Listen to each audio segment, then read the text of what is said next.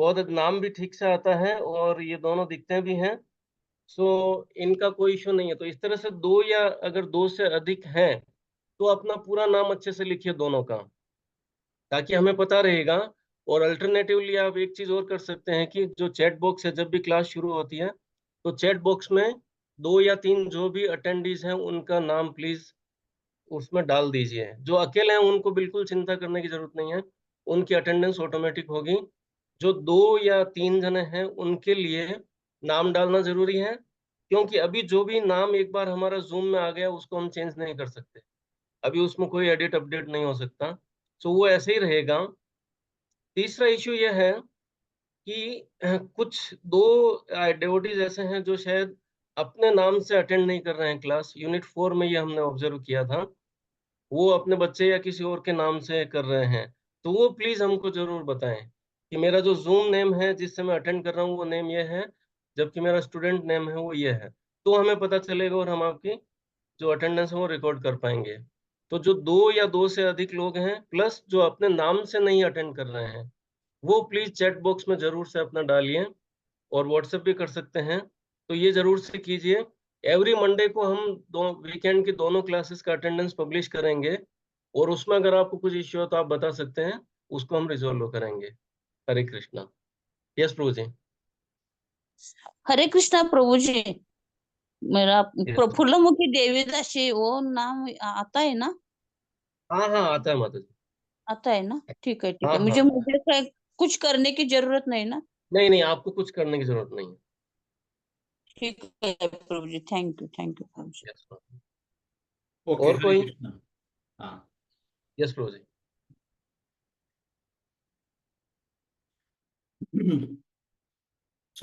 कैसे प्रेयर्स के साथ चेतन प्रसाद को चालू करते थे, या किस तरीके से कीर्तन के साथ? हाँ पहले प्रणति करते थे प्रभु जी, कीर्तन नहीं करते थे। कीर्तन नहीं करते, ओके ठीक है। चलो, आज वैसे भी अनाउंसमेंट हुआ तो हम डायरेक्टली प्रेयर से चालू करेंगे। ओम अज्ञानतिमिरान्धस्य ज्ञानाञ्जनशलाकया चक्षुरुन्मिलितं येन तस्मै श्रीगुरवे नमः। नमो विष्णुपादाय कृष्णपृष्ठाय भूतले श्रीमते भक्तिवेदान्त स्वामिनिति नामिने। नमस्ते सरस्वते देवे गौरवाणी प्रचारिणे निर्विशेष शून्यवादी पाश्चात्य देश तारिणे। जय श्री कृष्ण चैतन्य प्रभु नित्यानंद श्री अद्वैत गदाधर श्रीवासादि गौरभक्त। हरे कृष्णा कृष्णा कृष्णा हरे हरे, हरे राम राम राम हरे हरे। राम राम हरे हरे।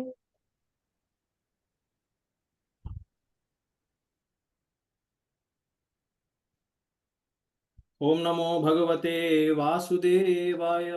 ओम नमो भगवते वासुदेवाय। ओम नमो भगवते वासुदेवाय।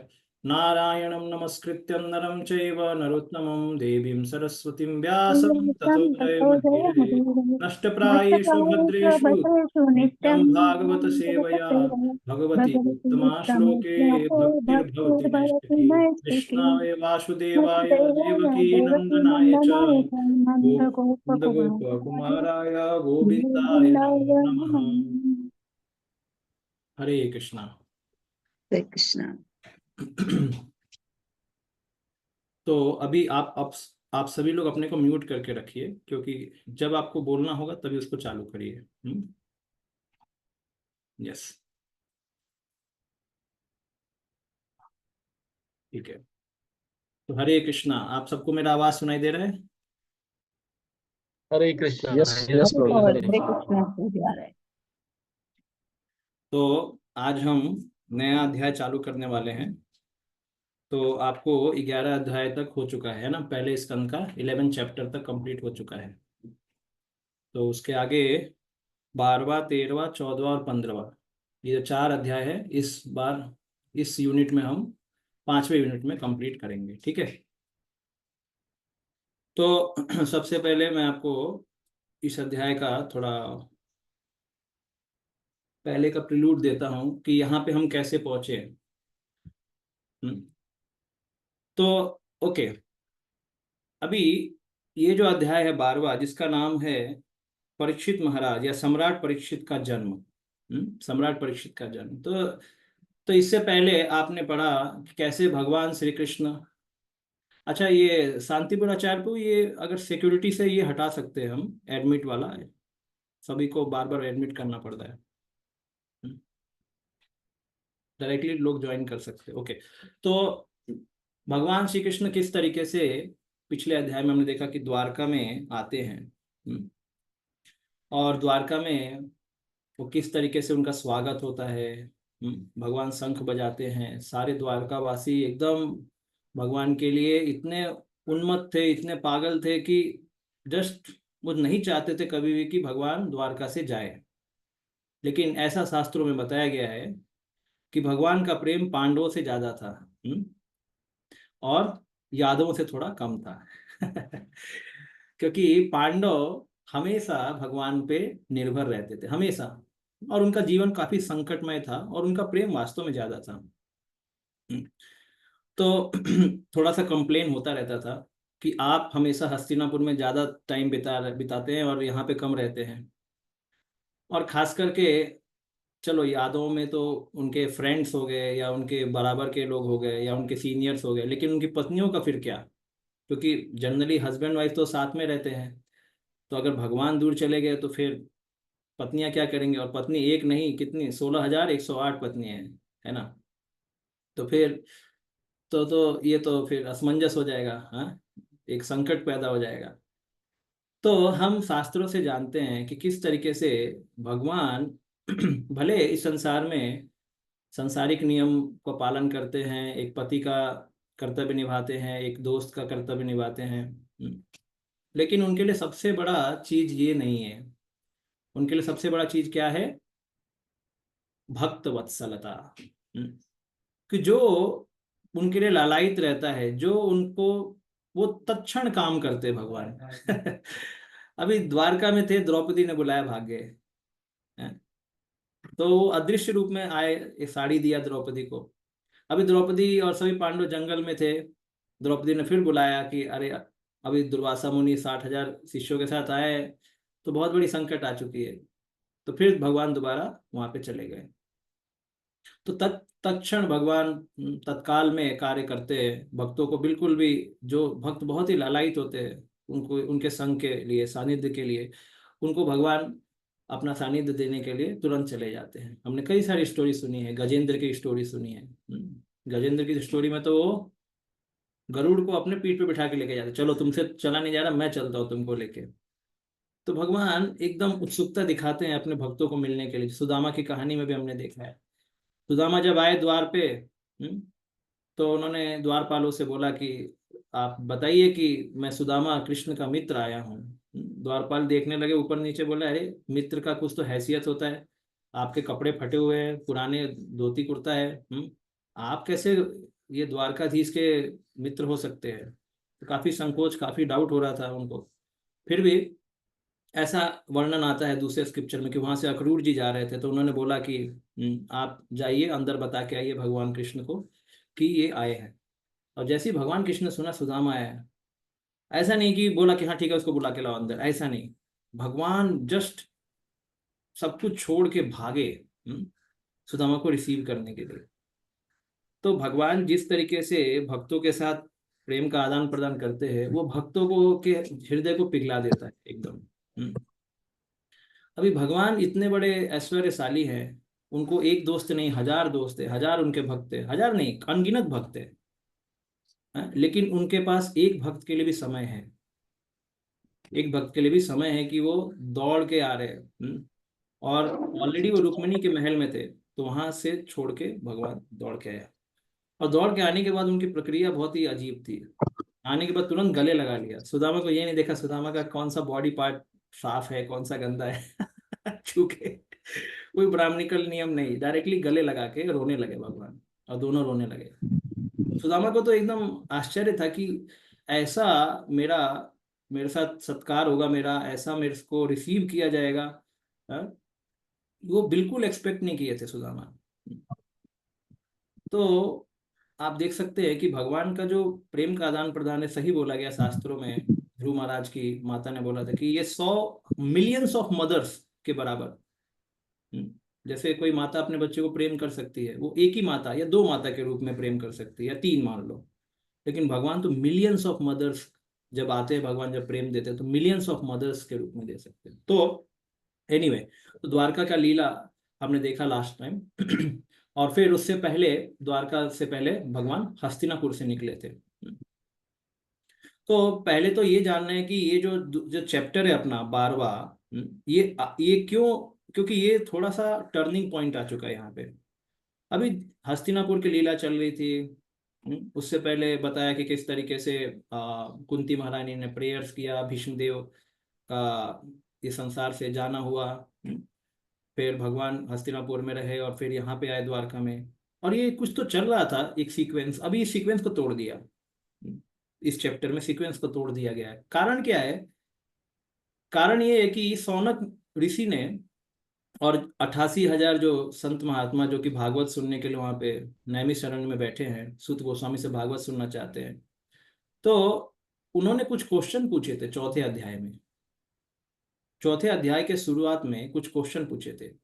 आप में से कितनों को याद है कि क्या क्वेश्चन पूछे थे? आप जरा हाथ खड़ा करिए, एक जने को चांस दिया जाएगा, कुछ डिवोटीज को। यस, कौन है? चौथे अध्याय में कोई किसी को याद है? यस, अरुण कुमार सिंह प्रभु, बोलिए। हरे कृष्ण। हाँ उसमें एक था श्रीमद् भागवतम के इतिहास के बारे में, ऐसा कि उसका हाँ, कहाँ से बहुत प्रेरणा मिली, व्यास जी को कैसे लिखा, ऐसा। और एक था परीक्षित महाराज के विषय में क्वेश्चन, कर्म के विषय में, ऐसा। और एक था कि सुखदेव गोस्वामी और परीक्षित महाराज का मिलन कैसे हुआ। हाँ, ओके ओके, अभी अभी यस, यहीं पे आप रुकिए। अभी राधा चित्त हरि दासी, यस बताइए। हरे कृष्णा प्रभु जी, दोनों प्रणाम। दंड प्रणाम, बोलिए। उसमें प्रभु जी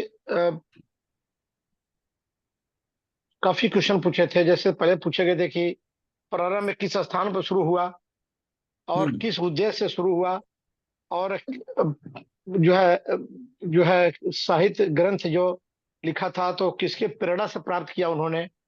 उसके बाद में फिर राजा परीक्षित के जन्म के विषय में पूछते हैं, लेकिन इतना इसमें तल्लीन हो जाते हैं कि बताते बताते कि ये सब लगते हैं चर्चा करने, और वो जो राजा परीक्षित के विषय में जो प्रश्न था वो बीच में रुक जाता है, फिर यहाँ शुरू जो होता है। यस, बहुत सही जी तो प्रभु जी ने जी ऑलमोस्ट हमें वहां तक लेके गए, जो जी बताता है कि इस चैप्टर का शुरुआत क्यों ऐसा हुआ है। इस चैप्टर में जो हम चैप्टर पढ़ने वाले हैं, परीक्षित का जन्म, तो अभी तो भगवान तो द्वारका में चले गए, अभी परीक्षित का जन्म कैसे, कुछ सीक्वेंस समझ में नहीं आया।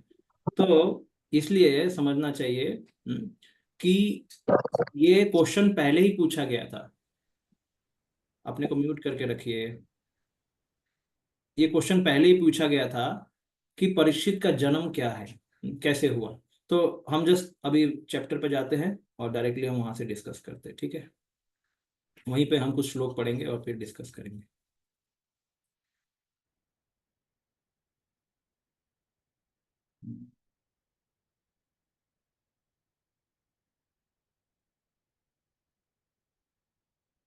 आपको शेयर करता हूँ स्क्रीन।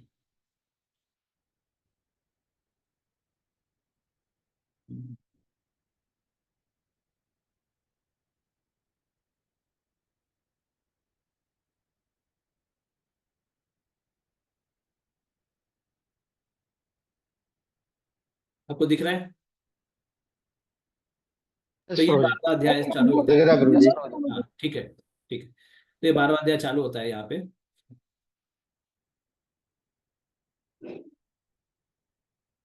तो ये सब क्वेश्चन पूछे गए हैं। अभिमन्यु सुतं सुत प्राहुर्भागवतोत्तम तस्य जन्म महाश्चर्यं कर्माणि च गृणीहि नः। अभिमन्यु सुतम, वो सूत गोस्वामी, तो सूत यहाँ पे सूत गोस्वामी के लिए बोला गया है। वो सूत गोस्वामी जो अभिमन्यु सूत है, यानी अभिमन्यु के सूत कौन है? परीक्षित महाराज। वो कौन है? महाभागवतोत्तम, मतलब भागवत उत्तम में, महाभागवत है, भागवतों में एकदम उत्तम, श्रेष्ठ के श्रेणी के भागवत है वो। उनका जो जन्म है महाआश्चर्यम, उनके कर्म है महाआश्चर्यम, और गृणीनी न। तो ये हमको बताइए। तो जन्म, कर्म और उनके जो बाकी मतलब उनका मृत्यु भी खास करके वो भी महाआश्चर्य। स सम्राट कस्य वाहे तो पांडुना मानवर्धना पर्योपिष्टो गंगायाम अनादृत्य अधिराट श्रियम। तो इसमें भी बताया गया है, उसमें आगे क्वेश्चन पूछा जा रहा है उनसे कि स सम्राट कश्यवा हेतु, किस हेतु से वो सम्राट जो कि पांडवों का मान वर्धन कर रहे थे, उनके साम्राज्य के का इतना अच्छा शासन कर रहे थे कि लोग इतना प्रसन्न थे कि एकदम वहां पे जो प्रकृति है एकदम सब कुछ, जितनी भी व्यवस्था चाहिए जीवन के लिए प्रचुर मात्रा में प्रदान कर रही थी प्रकृति। नदियां अच्छे से बह रही थी, हाँ, और समुद्र अलग अलग ज्वेल्स दे रहे थे, रत्न दे रहे थे, पहाड़ भी अपना कार्य कर रहे थे। मतलब ये आप जो कि सजीव नहीं दिखते हैं, ये लोग भी कार्य कर रहे थे, क्योंकि इनके पीछे भी प्रकृति है जो कि इन चीजों को प्रोवाइड कर रही है। तो किस तरीके से, और उनको यहाँ बोला गया अनादृत्या अधिराट श्रियम, मतलब उनको ये जो किंगडम मिला था लड़ाई झगड़ के नहीं मिला था, पापा का किंगडम था, उनके पापा ने लड़ाई की, मतलब उनके पापा ने नहीं पापा और उनके दादा, उन्होंने लड़ाई करके किंगडम लेके इनको हाथ में दिया था। तो उनका कमाया हुआ किंगडम, मतलब अपने परंपरा में आया हुआ उत्तराधिकारी बने थे वो। तो इतना बड़ा मुसीबत नहीं था उनके लिए। तो ऐसा भी राजा कोई तकलीफ में कुछ था नहीं, तो किस हेतु से उसने अपना ये सब छोड़ दिया। पर पर्योपविष्टो मतलब गंगा के तट पे जाके क्यों जाके बैठ गए वहां पे, कथा सुनने के लिए या अपना जीवन त्यागने के लिए क्यों बैठ गए। नमन्ति यत्पाद निकेतनमात्मना शिवाय हानि धनानि शत्रवः कथम सबीर श्रियमंग दुस्त्यजाम युवै युवै सतो अस्त्रम अस्त्रुम अहो सहस्सुभिः। तो इसमें क्या बताया गया है कि ऐसे परीक्षित महाराज थे कि वहां पे उनके शत्रु भी, इतना अच्छा मतलब रूलिंग था, इतना अच्छा शासन था, शत्रु भी आके अपनी भलाई के लिए अपना धन और अपना शासन उनको देते थे कि आप हमको बचाइए, अपने प्रोटेक्शन में हमको रखिए। हर एक व्यक्ति को प्रोटेक्शन की जरूरत है, चाहे वो गुंडा हो या साधु हो। तो प्रोटेक्शन कहाँ से मिलता है, जो प्रोटेक्शन दे सकता है, तो वो एक आदर्श राजा जो भगवान का भक्त होगा, वही ऐसा प्रोटेक्शन दे सकता है। जिसको सब कुछ पता है, भौतिक ज्ञान पता है, आध्यात्मिक ज्ञान पता है, भौतिक जीवन पता है, आध्यात्मिक जीवन पता है, और सबका लक्ष्य पता है, तो वही व्यक्ति ये कार्य कर सकता है। तो यहाँ बताया गया कि शिवाय हानि धनानि शत्रवा, अपने शुभ शुभ के लिए सबने अपना धन भी दे दिया। और कथम स वीर श्रियम अंग दुस्त्यजाम, कहाँ वो वीर चला गया।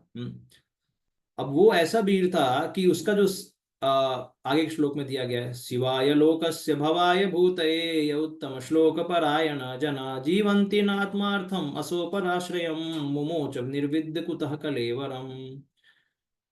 वो परीक्षित महाराज जो कि अपने जीवन के लिए नहीं जीते थे, दूसरों की भलाई के लिए जीते थे। ये आगे के श्लोक में भी आने वाला इस चैप्टर में, कि राजा हो तो कैसा होना चाहिए, या कोई भी प्रशासक कैसा होना चाहिए। तो यहाँ पे बताया गया कि न आत्म अर्थम, अपने अर्थ के लिए नहीं जीते थे वो, और मुमोच निर्विद्य कुतः कलेवरम, मुमोच मतलब अपना जीवन त्याग दिया, जिनका शरीर अपने लिए तो था ही नहीं, दूसरों के लिए परोपकार के लिए था। पर आश्रयम बोला गया यहाँ पे, दूसरों को आश्रय देने के लिए था। तो ऐसे शरीर को क्यों छोड़ दिया उन्होंने, क्यों त्याग दिया। और वो तो भगवान के उत्तम श्लोक परायण थे, मतलब कोई काम परायण होता है, लोक परायण होता है, वो तो उत्तम श्लोक मतलब भगवान के परायण थे, भक्त थे। तो ऐसे व्यक्ति को क्या जरूरत आएगी कि वो छोड़ दिया, जो सभी जनता के लिए भौतिक और स्पिरिचुअल यानी आध्यात्मिक दोनों तरह के सुख के बारे में सोचने वाला राजा, उसका बंदोबस्त करने वाला राजा, सभी को आश्रय देने वाला राजा, अपने हित के लिए कभी नहीं सोचता था, अपने स्वार्थ के लिए नहीं सोचता था, भगवान की सेवा में हमेशा लगा रहता था। ऐसा राजा क्यों शरीर छोड़ दिया। इतना सॉलिड लोडेड क्वेश्चन पूछने के बाद सुत गोस्वामी ने जब चालू किया, तो फिर वो चालू किया वो पहले वाले प्रश्न से कि कैसे वेद व्यास जी बैठे हैं सम्या प्राय प्रास आश्रम में, बद्रिका आश्रम उधर सम्या प्रास नाम का, सरस्वती नदी के तट पे बैठे हैं, और वहां पे उन्होंने सुबह उठ के अपना मॉर्निंग एवोल्यूशन मतलब अपने को उपस्पृश्य बोला गया है, अपने को प्यूरिफाई किया सरस्वती नदी में। हाँ, उदिते रवि मंडले, जब सुबह के टाइम पे हमें अपने को प्यूरिफाई करना चाहिए है तो सुबह उठ के वो करने लगे। तो वहां पे बैठ के चिंतन करते हैं कि किस तरीके का कलयुग आने वाला है। तो वहां से उन्होंने आंसर पहले वाले क्वेश्चन से चालू किया, और ये लास्ट के क्वेश्चन थे जो कि काफी लोडेड क्वेश्चन थे। और क्योंकि सीक्वेंस जा रहा था उसी में, भागवत की रचना कैसे हुई, फिर उसके बाद द्रोणा सन पनिष्ठ, अश्वत्थामा को पनिश किया गया। फिर पनिश करने के बाद वो जब भगवान हस्तिनापुर में गए तो फिर इसने दूसरा ब्रह्मास्त्र छोड़ दिया, दूसरा मतलब 6 ब्रह्मास्त्र छोड़े। फिर 6 ब्रह्मास्त्र को भगवान ने खत्म किया तो कुंती महारानी प्रेयर करने आ गई। फिर उसके बाद भगवान को रोक लिया वहीं पे कुछ दिन के लिए, फिर वहां से फिर द्वारका गए। तो ऐसे चल रहा था सब कुछ। तो फिर उनको रोक के बोला, अरे हमारे बाकी क्वेश्चन भी है, उसका भी हल बताइए भगवान सुत गोस्वामी। तो ये यहाँ पे इसलिए आता है, ठीक है। तो इस जितने भी पर्पट्स अभी मैंने जो 4-5 श्लोके पढ़े, तो उसका बहुत इंपॉर्टेंस है। तो उसमें से कुछ पर्पट से पॉइंट हमने निकाले हैं, वो क्या है। तो प्रभुपाद जी बोल रहे हैं कि जो बोला गया है कि परीक्षित महाराज भागवतोत्तम है और उनके कर्माणि महाआश्चर्य है, मतलब उनके कर्म महाआश्चर्य हैं। तो हमें पता है जन्म महाआश्चर्य कैसे है, क्योंकि उनको भगवान कृष्ण ने खुद ही अपनी शक्ति से बचाया, अपनी शक्ति से उत्तरा के गर्भ को आवृत कर दिया, और फिर भगवान ने अपनी शक्ति से ब्रह्मास्त्र को एकदम उसको क्या बोल सकते हैं, फॉइल कर दिया, खत्म कर दिया, उसको उसके तेज को खत्म कर दिया, फिनिश कर दिया। और इस तरीके से बचाया। और कर्म के बारे में बोला गया है, तो परीक्षित महाराज ने कली को रोका गाय की हत्या करने से, कली को फैलने से। तो यहाँ बताया कि प्रभुपाद जी बोलते हैं अपने तात्पर्य में, to kill cow means to end human civilisation. गाय की हत्या मतलब मनुष्य समाज का खत्म होना है। कितना एकदम हैवी लोडेड स्टेटमेंट वहां प्रभुपाद जी ने लिखा। इसलिए उन्होंने इस चीज को महत्वता दी कि नहीं, ये नहीं होना चाहिए। आज के जमाने में दूसरी चीज की महत्वता दी जा रही है ना। हमें टेक्नोलॉजी, हमें अमेरिका जाना है, मून पे जाना है, अनेक अनेक तरह के भौतिक उपलब्धियों को पाना है या भौतिक सुख को पाना है, लेकिन गाय के बारे में सोचा भी नहीं जा रहा है। बहुत कम लोग ऐसा है। ओके, तो ये है दूसरा, his activities are worth hearing attentively, the eagerness is expressed hearing to hear about the in detail. तो अभी ये जो श्लोक है या जो पिछला वाला श्लोक भी जो 4थे अध्याय में पूछा गया है क्वेश्चन, प्रश्न पूछे गए हैं परीक्षित महाराज के बारे में, तो वो क्वेश्चन हमें क्या दिखाता है कि अटेंटिव हियरिंग, कि किस तरीके से ऐसे राजा, ऐसे शासक के कार्यों को हमें ध्यानपूर्वक श्रवण करना चाहिए। उसके बाद बोला गया है, there was no difficulty in collecting state taxes because he was so powerful and chivalrous that even his enemies would come to him and bow down to his feet and surrender all their wealth. तो कोई भी उनको दिक्कत नहीं थी tax collection में। आजकल लोग टैक्स छिपा लेते हैं, देते नहीं है। खास करके इसका कारण भी है, क्योंकि देखिए जैसे कोई लड़का जब छोटा रहता है तो माँ बाप उसकी केयर करते हैं, जब लड़का बड़ा हो जाता है तो माँ बाप सोचते हैं कि हमें भी थोड़ा ये मेंटेन करेगा, हमारे पास अब पैसे कमाने का भी शरीर नहीं है, ताकत नहीं है, तो ये हमको मेंटेन करेगा बच्चा। तो बच्चे ये ग्रेटफुलनेस के कारण से और अपना कर्तव्य के कारण से अपने माँ बाप को भी मेंटेन करते हैं, है ना। उसी तरीके से जब राजा ऐसा रहता है, एक अच्छा पिता, एक अच्छे माता की तरह राजा का जो शासन रहता है वैसा जब रहता है, तब जो प्रजा भी सोचती है कि राजा का कोई अहित नहीं होना चाहिए, राजा का कोई अहित नहीं होना चाहिए। अरे राजा अपना प्राण देने के लिए रेडी है, मेरे प्राण के लिए, मेरे घर के लिए, मेरे परिवार के लिए, तो मैं क्यों ना दूं उसके लिए। राजा का तो इतना बड़ा उत्तरदायित्व है, उसमें एक मेरा परिवार भी है जिसके लिए वो अपना जान देने को रेडी है। तो फिर जैसे शिवी महाराज की कहानी आती है, तो इसलिए मैं कौन हूं। तो ये बहुत ही इंपॉर्टेंट है एक्चुअली, इंपॉर्टेंट है। कोई प्रश्न है क्या अभी?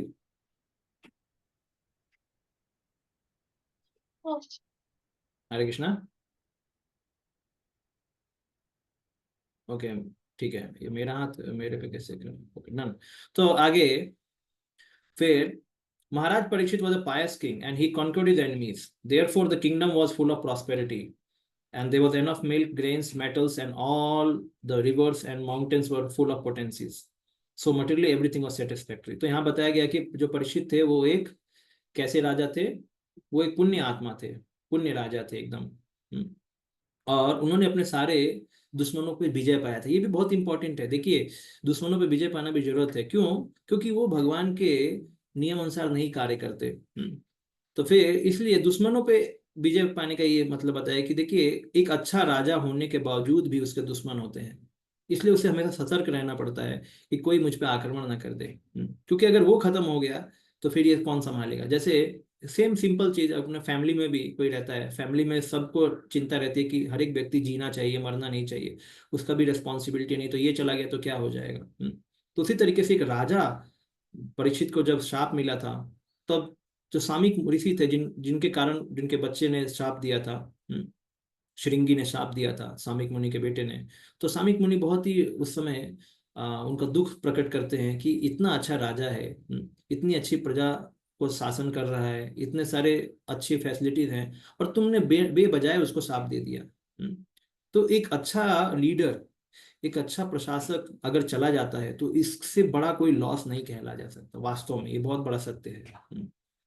तो क्योंकि उसने सभी एनिमीज को कंट्रोल करके रखा था, इसलिए उसका जो किंगडम है प्रॉस्पेरिटी में था। तो जिसको भी कुछ भी करना था वो राजा से डरते थे, और इसलिए वो डर के नियम पालन करते थे। ठीक है, अगर कोई प्रेम से ना करे तो डर के करे, लेकिन नियम पालन करते थे, और इसलिए हर एक चीज वहां पे था। Persons were surrender to the lord live for the auspiciousness of the world. तो जैसे हमने देखा कि इस तरीके से शिवाय लोकस्य भवाय भूतये, तो जो क्योंकि उत्तम श्लोक परायणा जना, तो वो तो केवल लोगों के शिव मतलब शुभ के बारे में ही सोचते थे परीक्षित। और कौन सा शुभ? भवाय भूतये, भूतये मतलब मटेरियल एडवांसमेंट, और भवाय मतलब स्पिरिचुअल एडवांसमेंट। तो दोनों के बारे में सोचने वाले परीक्षित, ऐसे परीक्षित यहाँ पे लिखा गया है कि ये दोनों काम करते थे, material and spiritual growth. Emperor was a typical example of this. Personally, he had no attachment for all worldly opulences. Prabhupada ji बताते हैं कोई भी opulence के लिए attachment नहीं था। But since he was a king, क्योंकि वो राजा थे, देखिए कोई भी ऐश्वर्य के लिए उनको आसक्ति नहीं थी। इतना बड़ा राज्य साम्राज्य दिया गया था, पूरे जम्बू द्वीप के राजा थे। आप समझ सकते हैं जम्बू द्वीप कितना बड़ा है। आप केवल हमारे भारतवर्ष के नहीं, भारतवर्ष एक वर्ष है जम्बू द्वीप में, ऐसे 9 वर्ष हैं। तो पूरे जम्बूद्वीप के राजा होने के बावजूद भी एक भी चीज के लिए अटैचमेंट नहीं था। कितना बड़ा उनमें उनका कैरेक्टर है। लेकिन फिर भी कुछ भी अटैचमेंट ना होने के कारण भी वो हमेशा घूमते रहते थे कि जनता को कोई पीड़ा नहीं होनी चाहिए, उनको कैसे उनका देखभाल करना है। He was busy in the welfare work of public, not only for this life but also for the next. किस तरीके से उनका आध्यात्मिक प्रगति भी होना चाहिए, केवल भौतिक ही नहीं। King is a representative of the Supreme Lord, and therefore the king's interest must be identical with the Lord. Therefore the Lord wants all living beings to be obedient to him and thereby become happy. जो राजा होता है उसको नर देव बोला जाता है, नरों में देवता बोला जाता है, और ब्राह्मण को भूदेव, पृथ्वी पे जो देवता माना जाता है। तो नरों में जो देवता होता है राजा, वो अपने जो ईश्वर भगवान उनका वो प्रतिनिधि होता है। जैसे हम स्पिरिचुअल मास्टर को भी बोलते हैं कि वो भी प्रतिनिधि होता है। तो राजा, क्योंकि भगवान के हम सभी बेटे हैं, बच्चे हैं, तो हमको पालने का जिम्मा किसका है? भगवान का है। लेकिन क्योंकि भगवान डायरेक्टली संसार में हमसे इंटरेक्ट नहीं करते, इसलिए वो अलग अलग सब्स्टिट्यूट बना के रखे, जैसे राजा हो गया, माता पिता हो गए, ऐसे अलग अलग ब्राह्मण हो गए, मतलब ये पूरा समाज बनाया है ताकि वो भगवान के ही उद्देश्य को फुलफिल करे। तो उसी तरीके से राजा का काम क्या है कि सबको उनका मेंटेनेंस पहुंचाना, सभी का चेक करना कि उनको फूड क्लोथिंग शेल्टर है क्या प्रॉपरली, क्या वो नियम पालन कर रहे हैं भगवान के द्वारा दिया हुआ, क्या वो अपना धर्म का पालन कर रहे हैं। ये राजा का कार्य है। तो ये कार्य जनरली पिता का होता है। पिता चेक करता है कि क्या मेरा जो पुत्र है उसको सब कुछ बराबर मिल रहा है, क्या वो अपना ड्यूटी प्रॉपर कर रहा है क्या। तो एक पिता के समान राजा कार्य करता है। तो पिता जो होता है राजा, वो परम पिता से सलाह लेता है, उनके उद्देश्य और उनके शिक्षाओं के हिसाब से कार्य करता है। If all living beings are satisfied with food and shelter and obey the prescribed rules, there cannot be any disturbance between one living being and another. यहाँ बहुत अच्छा चीज बताया गया। क्यों झगड़ा हो रहा है लोगों में, एक जाति में या दूसरे जाति के साथ, या अलग जंतु के साथ क्यों हो रहा है? तो प्रभुपाद जी बताते हैं, अगर सबको बराबर खाने को मिले, शेल्टर मतलब क्या है, राजा का शेल्टर मिले, ये नहीं घर का शेल्टर, राजा का, ऐसा राजा प्रतिनिधि वाला मिले, और फिर वो नियम भी पालन करे, तब कोई भी डिस्टरबेंस नहीं है। तो बेसिकली हमें एक अच्छा प्रशासन चाहिए सुखी होने के लिए, ये सत्य बात है। प्रभुपाद जी ने एक लेक्चर में बहुत ही प्रोफाउंडली बोला कि you forget, until good government comes you forget all prosperity in this world. जब तक एक अच्छा प्रशासक नहीं आता है इस संसार में, यू फॉरगेट, कुछ नहीं कर सकते आप कितना भी कोशिश करो, आपके कंट्रोल, जैसे अभी देखा है, शत्रुओं को संभालने वाला भी वही राजा था, और अच्छे लोगों को भी संभालने वाला वही। तो अगर आप अच्छा करते हो, शत्रु आपका अगेंस्ट करते हो, तो आपका सब बेकार कर दिया उन्होंने। तो जब तक एक अच्छा प्रशासन नहीं होता है, हम जितना भी कुछ करें वो सही रूप से अपना हमको उन्नति नहीं दे सकता। ये प्रभुपाद जी ने बहुत क्लियरली बोला है। क्योंकि एक राजा का एक आदेश सभी लोग पालन करते हैं। मैंने बताया कि शत्रु भी पालन करता है क्योंकि वो डरता है। तो आज तो लोग किसी को पालन नहीं करते, ना वेद को पालन करते, ना भगवान को पालन करते, ना राजा को पालन करते, ना अपने को पालन करते, अपने मन को पालन करते। उनका कोई धर्म नहीं है, उनका धर्म केवल इंद्र तृप्ति है। तो इस तरीके से हम इस अध्याय पे आए। ओके, आगे चलते हैं अभी। सम्राट परीक्षित का जन्म। सौनक वाच, आप पीछे पीछे बोल सकते हैं, पीछे पीछे अपने को, लेकिन म्यूट ही रखिए, नहीं तो डिस्टरबेंस हो जाता है। सौनक वाच अश्वत्थामनो उपसृष्टेन ब्रह्मशीर्ष्णो उरुतेजसा उत्तराया हतो गर्भ ईशेना जीवितः पुनः। ओके, कौन पढ़ सकता है? कैसे कुछ नंबरिंग होता है, कैसे पढ़ना है, या मैं ही मैं बताऊं? रैंडमली। कौन बताता है, मैं बताना है मेरे को या आपको? हाँ, आप बताइए प्रभु जी, जो भी ओके, पढ़े। ठीक है, ठीक है। डॉक्टर प्रिया देते माता जी, हाँ पढ़िए।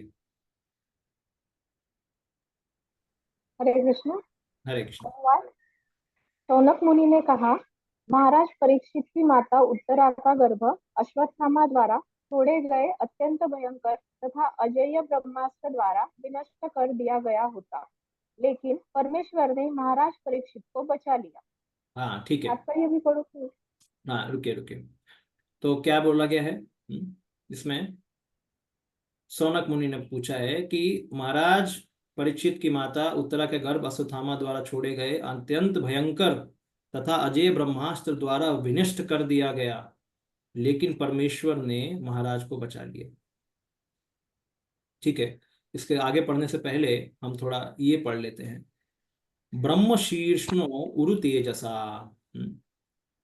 तो ये आप देखेंगे तो इसमें क्या दिया गया है, ये ब्रह्मशीर क्या है? ब्रह्मास्त्र है। ठीक है, ब्रह्मशिर ब्रह्मास्त्र है। तो भागवतम के पहले स्कंद के 8वें चैप्टर में भी ये वर्ड आता है, यद्यपि अस्त्रम ब्रह्मशिरस्त्व अमोघम च अप्रतिक्रियम वैष्णवम तेज असाध्य समस्मद्या भृगुद भृगुद वहा। यहाँ बताया गया है कि वो जो ब्रह्मशिर था वो अप्रतिक्रियम, मतलब उसको प्रतिक्रिया कर ही नहीं सकता था कोई जनरली। ब्रह्मशिर यानी ब्रह्मास्त्र को कौन रोक सकता है, कौन उसकी प्रतिक्रिया करेगा? लेकिन वो अमोघ भी था वो अस्त्र। यहाँ पे अमोघ नहीं यूज किया गया, यहाँ पे तेजसा वर्ड यूज किया गया है। तेजसा, अमोघ मतलब बिल्कुल पुण्य, एकदम चमकता हुआ, अमोघ, स्पॉटलेस। और लेकिन वैष्णवम तेज असाध्य, जैसे ही वो वैष्णवम यानी भगवान से रिलेटेड, वैष्णव मतलब जो भगवान से रिलेटेड है, जैसे भगवान के संपर्क में ये आया अस्त्र, समा असमद्य, समा असमद्य असमयद असमद्य, तो ये क्या हो गया? उसी समय उसको समान कर दिया भगवान ने, मतलब उसको एकदम न्यूट्रलाइज कर दिया, खत्म कर दिया। तो ये है प्रभाव कि जैसे ही वैष्णव तेज असाध्य, उनके तेज के सामने आया, जैसे ही काउंटर किया ब्रह्मास्त्र ने, तो वो समान हो गया, खत्म हो गया। तो ये भगवान का पावर है। तो भले यहाँ पे ब्रह्म शीर्ष उरु तेजसा बोला गया है, उसके तेज को दिखाया गया है, उरु तेजसा, सबसे बड़ा तेज, लेकिन भगवान का जब तेज आया, वैष्णवम तेज, तब वो खत्म हो गया। ओके, ठीक है माता जी, पढ़िए आगे तात्पर्य। तात्पर्य। नैमिषारण्य में एकत्रित ऋषियों ने सूत गोस्वामी से महाराज परीक्षित के जन्म के विषय में प्रश्न किया, लेकिन वार्ता के बीच द्रोणपुत्र द्वारा छोड़े गए ब्रह्मास्त्र, अर्जुन द्वारा उसे दंड, रानी कुंती देवी की प्रार्थना, पांडवों द्वारा भीष्मदेव के पास जाना, उनकी प्रार्थनाएं, तत्पश्चात द्वारका के लिए भगवान का प्रस्थान जैसे आगे विषयों की चर्चाएं की गई। आपका फिर आवाज नहीं आ रहा है। आवाज नहीं आ रही मुझे। हरे हरे कृष्णा। कृष्णा, आवाज नहीं आ रही। ओके, हरे कृष्णा। हाँ आवाज आ रही है। हाँ ओके ठीक है, आवाज मेरा धीमा आ था। रही है। बोलिए बोलिए, बोलिए। फिर कृष्ण का द्वारका आना तथा 16,000 पत्नियों के साथ सहवास आदि की भी चर्चा की गई। सारे ऋषि मुनि इन विवरणों के सुनने में लीन थे, किंतु अब वे अपने मूल विषय पर लौटना चाह रहे थे। अतएव शौनक ऋषि ने इस तरह की जिज्ञासा की। इस तरह अश्वत्थामा द्वारा छोड़े गए ब्रह्मास्त्र की चर्चा फिर से आ गई। हरे कृष्ण। हाँ ओके, तो यहाँ पे आचार्यगण बोलते हैं उपसृष्टेन, जो यहाँ पे वर्ड यूज किया गया है, अश्वत्थामा उपसृष्टेन। तो उपसृष्टेन का मतलब क्वेश्चन को पूछा गया, मतलब वहां पे उपसृष्टेन by the release of Brahma Brahma, okay sorry, यहाँ पे उसका मतलब है कि जब अश्वत्थामा ने छोड़ा, यहाँ पे आचार्यगण बोलते हैं कि बीइंग थ्रोन, अश्वत्थामा ने जब वो अस्त्र को छोड़ा, जो ब्रह्मशिरा जो तेजस था उसके बारे में बताया गया है। यस, बाकी कुछ ज्यादा आचार्य नहीं बता रहे इसमें कुछ। ठीक है, तो ये पीछे का हमने जो डिस्कस किया वही बताया गया है, हम आगे चलते हैं अभी। तस्य जन्म महाबुद्धे कर्माणि च महात्मनः निधनं च यथैवासीत् स प्रेत्य गतवान् यथा। अभी कौन पढ़ेंगे? हरे कृष्ण प्रभु जी। हाँ ओके, देवपायन, डॉक्टर देवपायन व्यास प्रभु जी, आप पढ़ेंगे? हरे कृष्णा प्रभु, दंडवत प्रणाम, बहुत बहुत हाँ धन्यवाद। हरे कृष्ण। अत्यंत बुद्धिमान तथा भक्त उस कर्म से कैसे उत्पन्न हुई, उनकी मृत्यु किस तरह हुई और मृत्यु के बाद उन्होंने कौन सी गति प्राप्त की। हाँ कम एक मिनट, हाँ, तो 3 चीज पूछा गया है।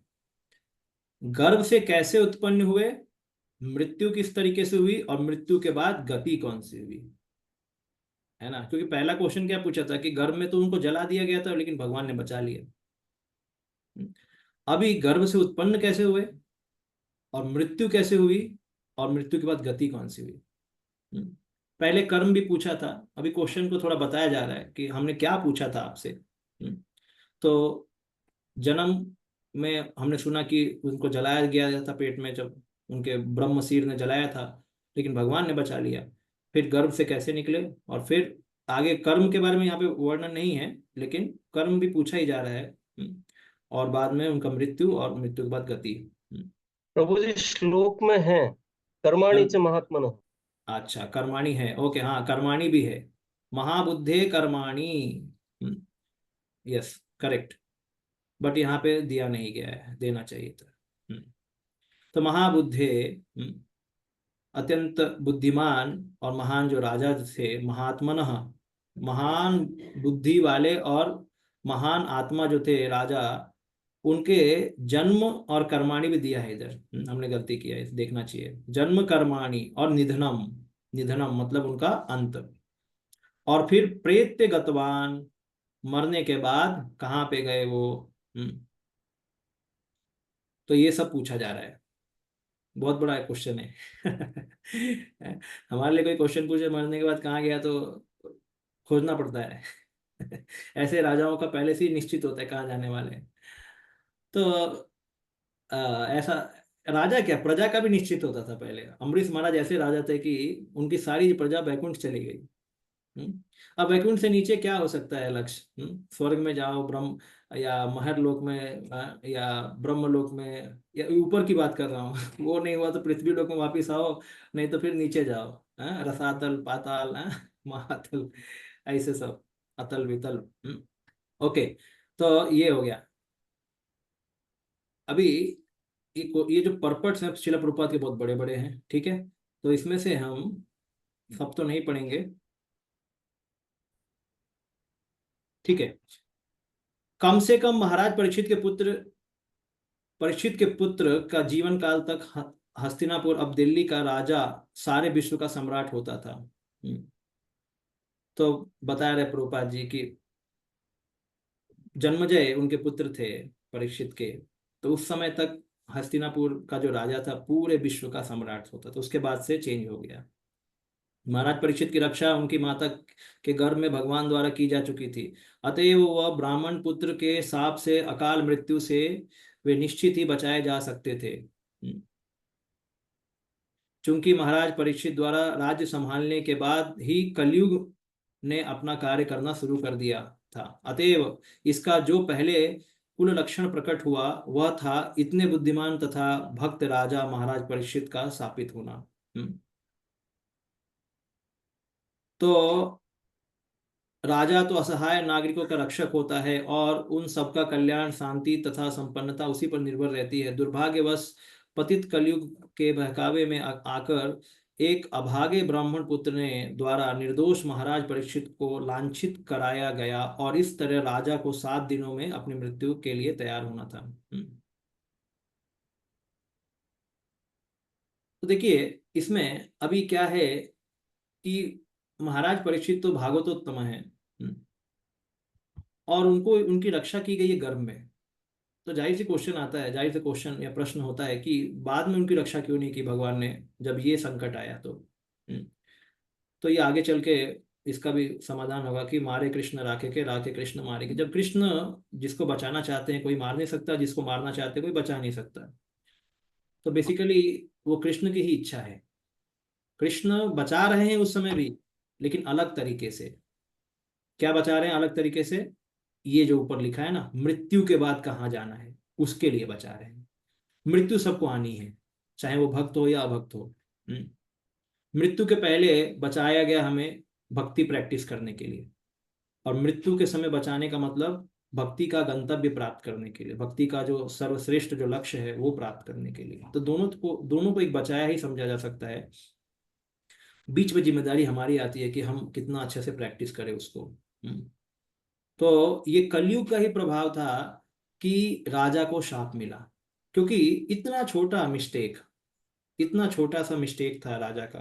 केवल सामिक मुनि के गले में सांप डाल दिया, मरा हुआ सांप था। सामिक मुनि ने कुछ भी प्रतिक्रिया नहीं किया, लेकिन उनके बेटे ने, जो कि उसको मुग्ध बोलो, मुग्ध बेटा या अहंकारी बेटा ब्राह्मण, क्योंकि उस समय यहाँ पे लिखा गया है कि कलयुग के बहकावे में आकर ब्राह्मण पुत्र द्वारा निर्दोष महाराजा, मतलब वो अहंकार में चला गया कि मेरे पिता, मेरे कुल के साथ ऐसा कैसे कोई राजा कर सकता है। और उसके वचनों में भी सुन के हमें लगा काफी कि उनको बहुत ही घमंड था अपने कुल के बारे में, और राजा के प्रति उनका व्यवहार अच्छा नहीं था, उनकी समझ अच्छी नहीं थी। और ये क्यों हुआ? ये कली के कारण हुआ है। ऐसा मत समझिए कि ऐसी ऐसी भावना सबकी थी। अगर ऐसी सबकी थी तो फिर सामिक मुनि की भी ऐसी भावना होनी चाहिए। बट श्रृंगी की हम भावनाओं को देखते हैं कि श्रृंगी कैसी भावना थी राजा के, जब उनके श्लोक को पढ़ते हैं। तो वो बोलता है कि राजा लोग तो कुत्ते के समान है, वो घर के बाहर हमारी रखवाली करते हैं। जैसे राजा जो होता है वास्तव में रखवाली करता है प्रजा का, लेकिन कुत्ता नहीं कहलाता है राजा। और हम लोग ब्राह्मण हैं, लेकिन कभी कभी कुत्ता यज्ञ की सामग्री को चुरा के लेके जाता है। तो इस तरीके से ये हमको, हमारे चीजों को या हमारे कुल को नुकसान पहुंचाते हैं ये राजा। ये तो कुत्ते के समान है ये लोग। ये लोग कैसे हमको, हमारे ऊपर कुछ कर सकते हैं, हमसे कैसे अधिकार से बात कर सकते हैं कि हमें पानी देना या हमें सत्कार दो।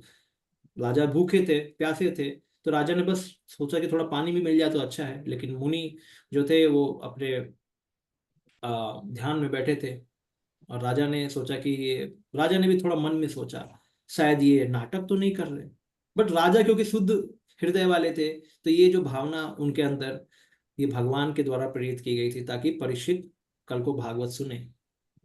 लेकिन श्रृंगी के मन में ये जो भावना थी वो कली के प्रभाव के कारण थी, वो भगवान का उद्देश्य नहीं था। लेकिन ठीक है, सब लोग भगवान के प्लान में जा रहे हैं, वो बात ठीक है, लेकिन कली के द्वारा उत्तेजित किया गया वो ब्राह्मण था। तो कलयुग में ये सबसे बड़ी चीज है, भौतिका नाम च भावानाम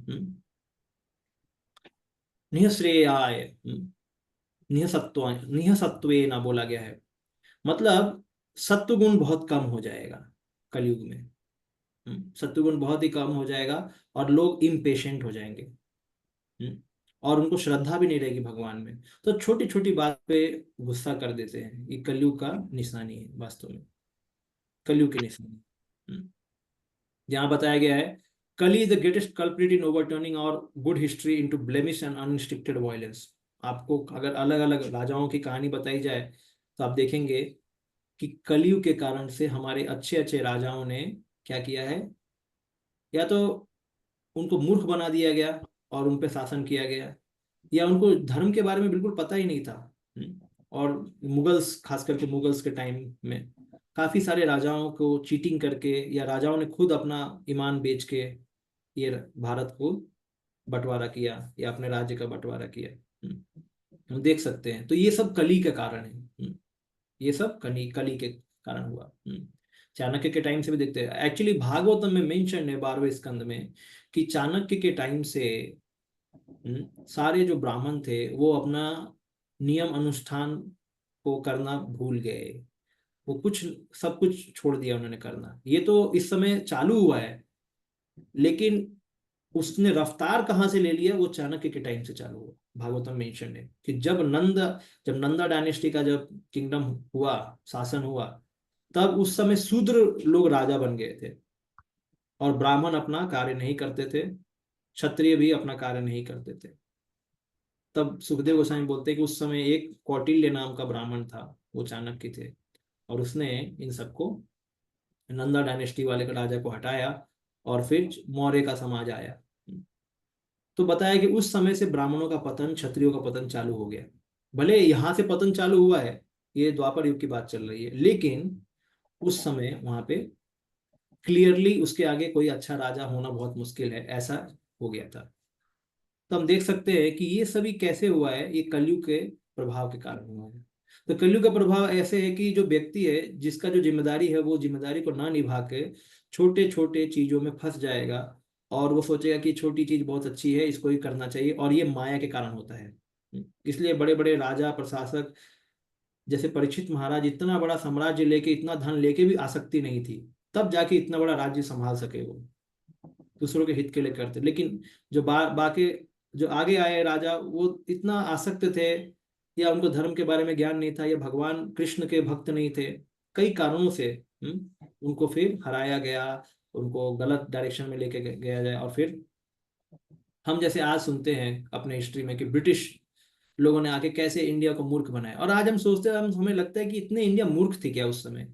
कभी कभी ऐसा मन में आता है प्रश्न। अभी हम चीज़ों को अच्छे से समझ पा रहे हैं कि ब्रिटिश ने हमें ऐसे बुद्धू बनाया, हमारे गुरुकुल बंद कर दिए, हमारे एजुकेशन सिस्टम को बदल डाला, हमारे इकोनॉमी सिस्टम बदल डाला। इतने हम मूर्ख थे क्या कि हमने ऐसे कैसे उनको अलाउ किया।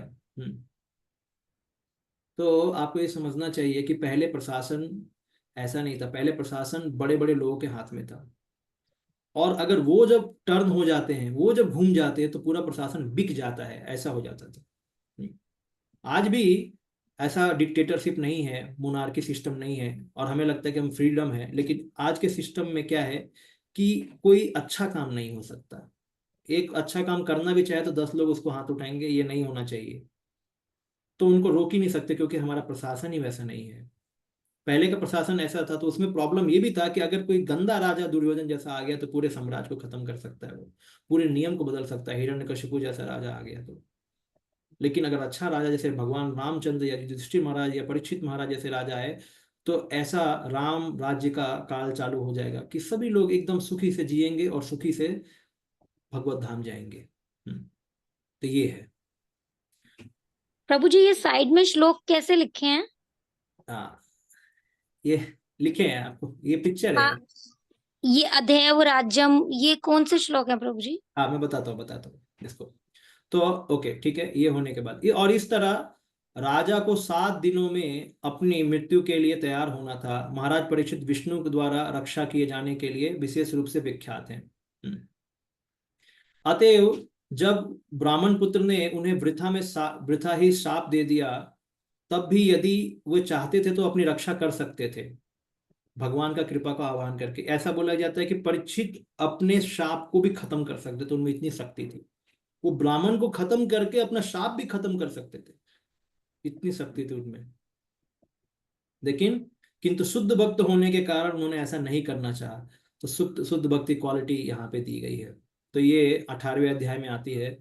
तिरस्कृता विप्रलब्धा सप्ता क्षिप्ता हता अपि नास्ति तत्प्रतिकुर्वन्ति तद्भक्ता प्रभवो अपि। बहुत अच्छा श्लोक है ये।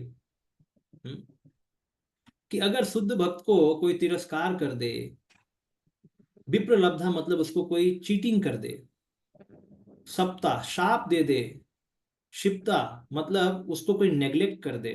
नेग्लेक्ट भी बहुत बड़ा काम होता है, मतलब बड़ा आदमी, जैसे सामिक मुनि ने एक तरीके से नेग्लेक्ट कर दिया, या उन्होंने नेग्लेक्ट फील किया परीक्षित ने। हता मतलब मार भी दे, फिर भी ना प्रतिकुर्वंती, वो प्रतिकार नहीं करेगा। ऐसा भक्त का प्रभाव होता है, ऐसे भगवान के भक्त होते हैं, सोचिए। तो ये बहुत बड़ा क्वालिटी है। तो भक्तों में, जो कि शुद्ध भक्तों में समानता देखा गया है कि जब अपने ऊपर कुछ होती है तो कुछ नहीं करते उसको। वो यहाँ पे लिखा गया, a pure devotee is callus about worldly advantage और रिवर्सेस। कि जो भी ऊपर नीचे संसार में होता है उसके लिए वो कैलस रहते हैं शुद्ध भक्त, क्योंकि इनके ऊपर किसी ने लांछना की या उनको शाप दिया, सप्ताह इनके साथ हुआ, तो इन्होंने सोचा कि ठीक है, ये भगवान का ही अरेंजमेंट है, भगवान के द्वारा किया हुआ है, तो मैं इसको सहता हूँ इस तरीके से। और उन्होंने ऐसा भी नहीं सोचा, वही हम देखेंगे क्या सोचा, थोड़ा और भी एडिशनल उन्होंने सोचा है। परीक्षित ने क्या सोचा जब उनको शाप मिला था? तो शिला प्रभुपाद जी ये सब लिखते हैं कि the devotee are never inclined to counteract the personal defamation, curses, negligence, and it was because it was a personal affair. ये व्यक्तिगत विषय था परीक्षित के लिए कि मेरे को शाप मिला है, मेरे राज्य को तो कुछ नहीं किया इन्होंने, ब्राह्मण ने, वो तो ब्राह्मण देवता है, वो तो ठीक ही कर रहे हैं, राज्य को जैसे चलेगा वो चलाएंगे, क्योंकि ब्राह्मण हेड होते हैं ना, क्षत्रियों के हेड होते हैं। मेरे को किया है, ठीक है, मैंने गलती भी किया, तो अपनी गलती को मान के उन्होंने अपना पर्सनल अफेयर लेके छोड़ दिया। But in the case of their being, but यहाँ पे बोला गया है कि अगर, but in the case of their being perform against the Lord and his devotee, लेकिन अगर कोई भगवान या उनके भक्तों के प्रति कोई अपराध करता है या कोई, तो फिर then the devotee takes the very strong action.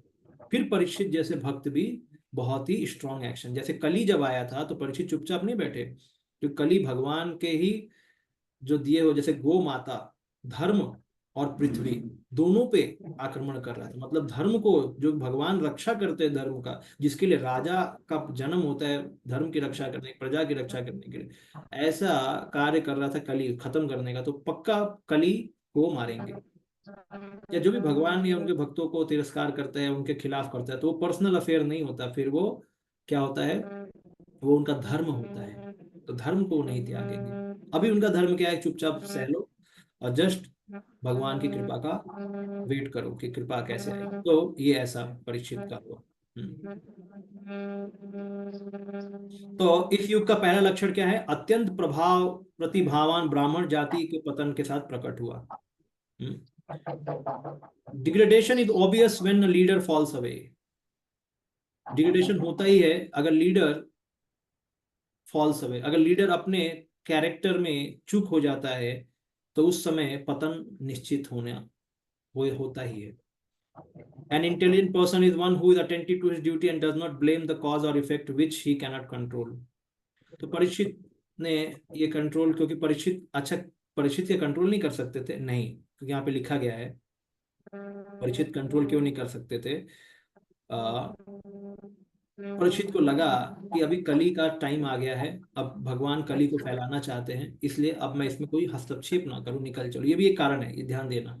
ये भी एक कारण है कि उनको पता लग गया था कि अब कली का समय है, अब मेरा राज्य नहीं चलने वाला, अब कली आ गया है, तो इसलिए क्या करना है, इसलिए चुपचाप निकलो। तो ये जो महान भागवत लोग होते हैं, ऐसा नहीं कि उनको पता नहीं रहता, उनको पता रहता है क्या चल रहा है, सिचुएशन क्या है। अरे पूरे साम्राज्य, पूरे इतने बड़े वर्ल्ड, जम्बू द्वीप के राजा हैं, तो ये सब तो ऐसे पता लगेगा ही। वे भाग्यशाली थे कि मृत्यु के लिए तैयारी करने के लिए उन्हें कम से कम 7 दिन मिला। Getting time to prepare for death is surely a great fortune, but greater than that is the absorption in the Lord's name, form, qualities and pastime. Yes, भगवान, तो मृत्यु आने से पहले पता लग जाना वो अच्छी बात है, लेकिन उससे अच्छी बात ज्यादा है कि हम संत महात्माओं का संग करके भगवान की लीलाओं में, उनके नाम में, उनके रूप में, उनके गुण में अपना मन व्यस्त कर दें। वो सबसे बड़ा भाग्य भाग्य है वास्तव में। तो ये परीक्षित को ये मिला। तो यहाँ पे अद्यैव राज्यं बलमृद्धकोशं प्रकोपित ब्रह्मकुलानलो मे दहत्व भद्रस्य पुनर्न मे भूत पापीयसी धीर द्विज गो देव गोभ्य। ये वो श्लोक है जो मैं आपको बोल रहा था कि परीक्षित ने क्या सोचा जब उनको शाप मिला, तो जब अपने राज्य में आगे वापिस, तो उन्होंने ये सोचा, क्या सोचा, आज ही मेरा राज्य, मेरा बल, और मेरा जो ऑपुलेंस, मेरा जो पैसा राज्य में सब खत्म हो जाए। प्रकोपित ब्रह्मकुल, मतलब उस ब्राह्मण के प्रकोप के कारण से ये सब खत्म। दहत्व मतलब जल जाए, आग लग जाए इस समय। क्यों आग लग जाए? क्योंकि मैं एक पापी राजा हूं। पाप यसी धीर, मतलब मेरा जो भावना है वो पापमय था, ब्राह्मणों को दुख देने वाला था। तो बोला है कि ये सभी जल जाए, मेरा राज्य जल जाए, मेरा बल जल जाए, मेरा कोष जल जाए। क्यों? पुनर्न, दोबारा से मैं कभी, द्विज देव गोभ्य, ब्राह्मण, भगवान और गाय, इन तीनों पे मैं कभी भी लांछना ना करूं। कितना अच्छा है उनका चेतना, अमेजिंग अमेजिंग चेतना है कि इन तीनों पे मैं कभी लांछना ना करूं अपने जीवन में। आगे चल के मेरा घर जल जाए, भले वो मानने को रेडी है, ब्रह्म के कोप से, ब्राह्मण के कोप से खत्म हो जाए मेरा सब कुछ। He is accepting the responsibility. क्यों? क्योंकि पाप पापी यशी, मेरा जो मेरा धीर, धी मतलब बुद्धि, या मेरा एटीट्यूड कैसा था, पापी यशी, पापमय था।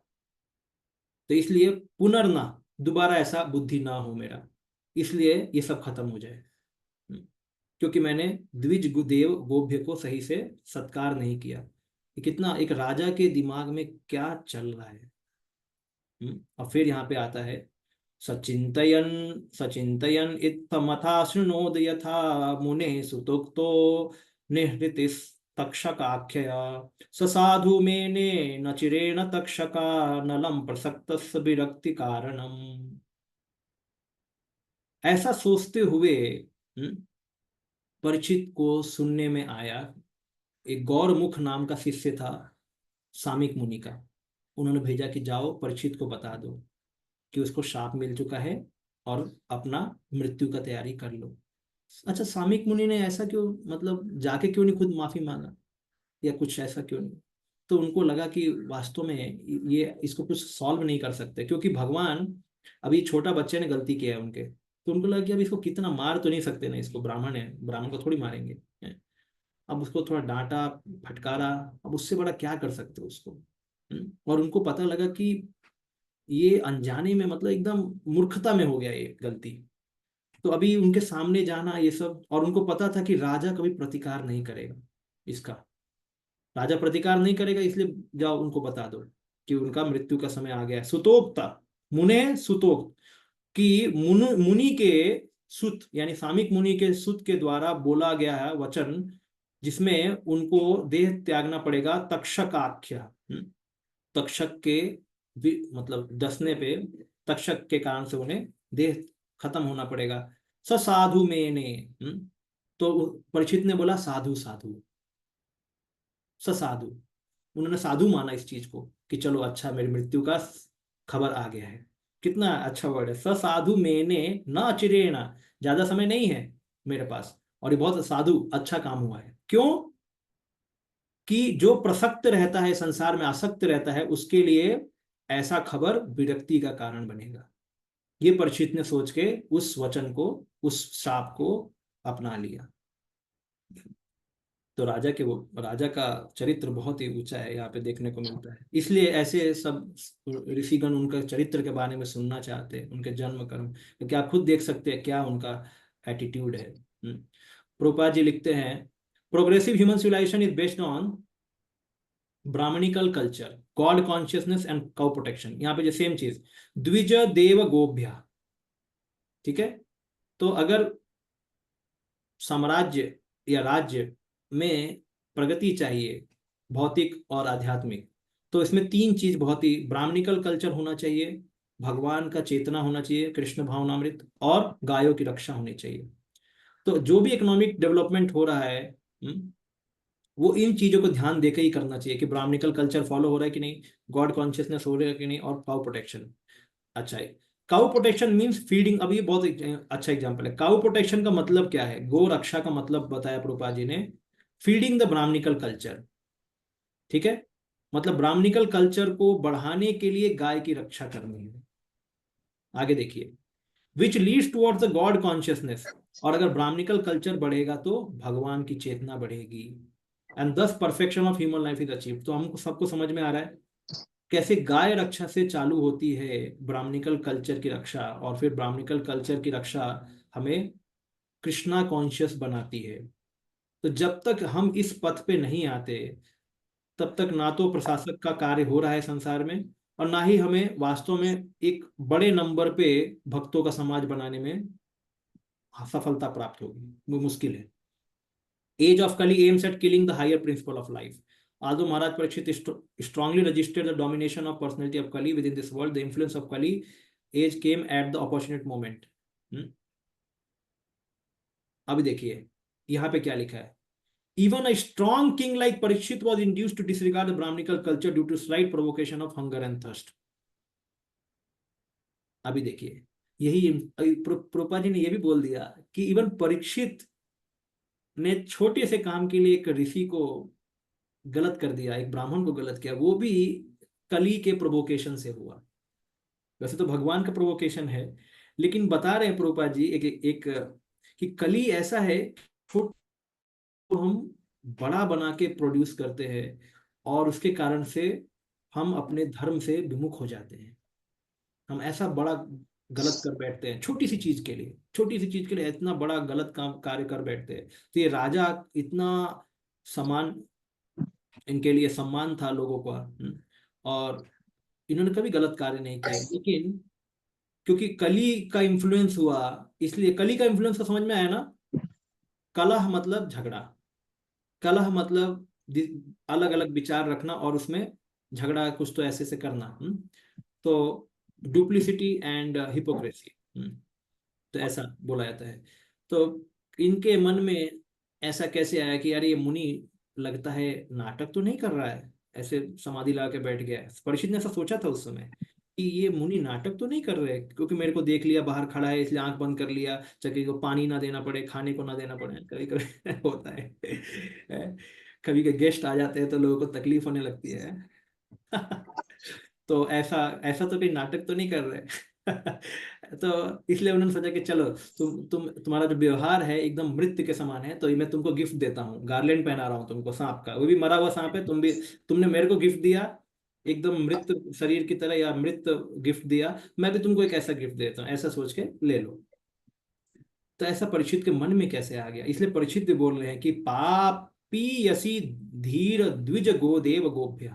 तो हमारे मन में तो कई बार, खास करके मेरे मन में तो कई बार आता है, तो खास करके हमें अपने को रियली सुधारना है कि अगर हम दूसरों को क्यों गलती दे रहे हैं, हमारा क्या चेतना है, क्या हम द्विज देव गोभ्य को प्रणाम करते हैं, हमें रियली उसे स्थापित करना चाहिए और उसको प्रणाम करना चाहिए, क्योंकि इनके द्वारा ही एक अच्छा साम्राज्य बनाया जा सकता है। ये ध्यान रखना है, द्विज देव गोभ्य, इसके बिना यू फॉरगेट एवरीथिंग, कुछ नहीं हो सकता। फिर आगे बोलते हैं, यहाँ पे if we want peace, prosperity in the world, we should take lessons from this verse, and every state and every home must endeavor to advance the cause of brahminical culture for। तो brahminical culture होता है अपने को शुद्ध बनाने के लिए, ठीक है। गॉड कॉन्शियसनेस होता है सेल्फ रियलाइजेशन के लिए, और गाय की रक्षा होती है किस लिए? इस संसार में दूध, दही, अच्छा अन्न सब कुछ पाने के लिए, क्योंकि जो धरती माता वो भी गाय के समान मानी जाती है, क्योंकि वो माता है वो भी। तो अगर हम गाय को प्रसन्न रखेंगे तो माता धरती प्रसन्न होंगी और वो हमको सारे चीजें देंगी। तो इस संसार में सुखी रहेंगे हम, इस संसार में प्यूरिफाइड रहेंगे, हम पाप से दूर रहेंगे, और इस संसार के अंत में हम भगवान के धाम जाएंगे। तीनों चीज जरूरत है। केवल सेल्फ रियलाइजेशन प्राप्त करना आसान नहीं है। जब तक आप, हमने पढ़ा, जब तक फूड, क्लोथिंग या food, shelter and following the prescribed rules is not possible, ये मुश्किल होता है। इसलिए आज के समाज में ब्राह्मणिकल कल्चर, अब ब्राह्मणिकल कल्चर क्या होता है? ब्राह्मणिकल कल्चर यही होता है कि यज्ञ होना चाहिए, संकीर्तन होना चाहिए, ब्राह्मणों का गुरुकुल होना चाहिए, उनको ट्रेनिंग देना चाहिए, अलग अलग वर्ण का समाज होना चाहिए। ये ब्राह्मणिकल कल्चर है। और सब जगह एक सत्य गुण का इन्वायरमेंट होना चाहिए। और गाय प्रोटेक्शन तो बहुत सिंपल समझ में आता है। गाय को प्रोटेक्ट आज के रोड पे नहीं छोड़ देना चाहिए कि बुल को पकड़ के काट दिया जाता है, उसका कोई जॉब ही नहीं है, और गाय से ज्यादा दूध निकालने का प्रयास किया जाता है, तो फिर गाय की नस्ल खत्म की जा रही है। जो ज्यादा दूध देती है उसी नस्ल को रखा जाता है, बाकी गाय से मतलब नहीं है, जर्सी गाय पाला जाता है। ये सब चीजें हैं। तो ये कहाँ ब्राह्मणिकल कल्चर? और हमारे रहते हुए ये हो रहा है, और हम सोचते हैं कि हमें सुख चाहिए, हमारे हम इतना भक्ति कर रहे हैं, हमको सुख नहीं मिल रहा है। तो वही चीज प्रभुपाद जी बोले, forget. If we want prosperity and peace in this world, we should take lesson, बस फिनिश। तो भले अभी नहीं हो पा रहा तो हमें उतना नहीं मिलेगा, जब ऐसा हो पाएगा तो सब कुछ मिलेगा। नहीं हो पाया तो फिर केवल भजन करो और सुखी रहो। हरे कृष्ण प्रभु जी। हाँ, यस प्रभु जी, ये दो जो श्लोक थे ना आपने जो बताया था उसका, वो हाँ परीक्षित महाराज की, वो उसके लिए हाँ अदैव राज्य बल दोष जो था, ये कहाँ से लिया गया है, तो बताएंगे हाँ, रेफरेंस? ये 18वें अध्याय का है, 18वें अध्याय का है। ठीक है जी, 18 का कुछ हाँ नंबर्स वगैरह है? हाँ, ये श्लोक का नंबर है, एक मिनट, तीसरा और चौथा है, तीसरा चौथा है।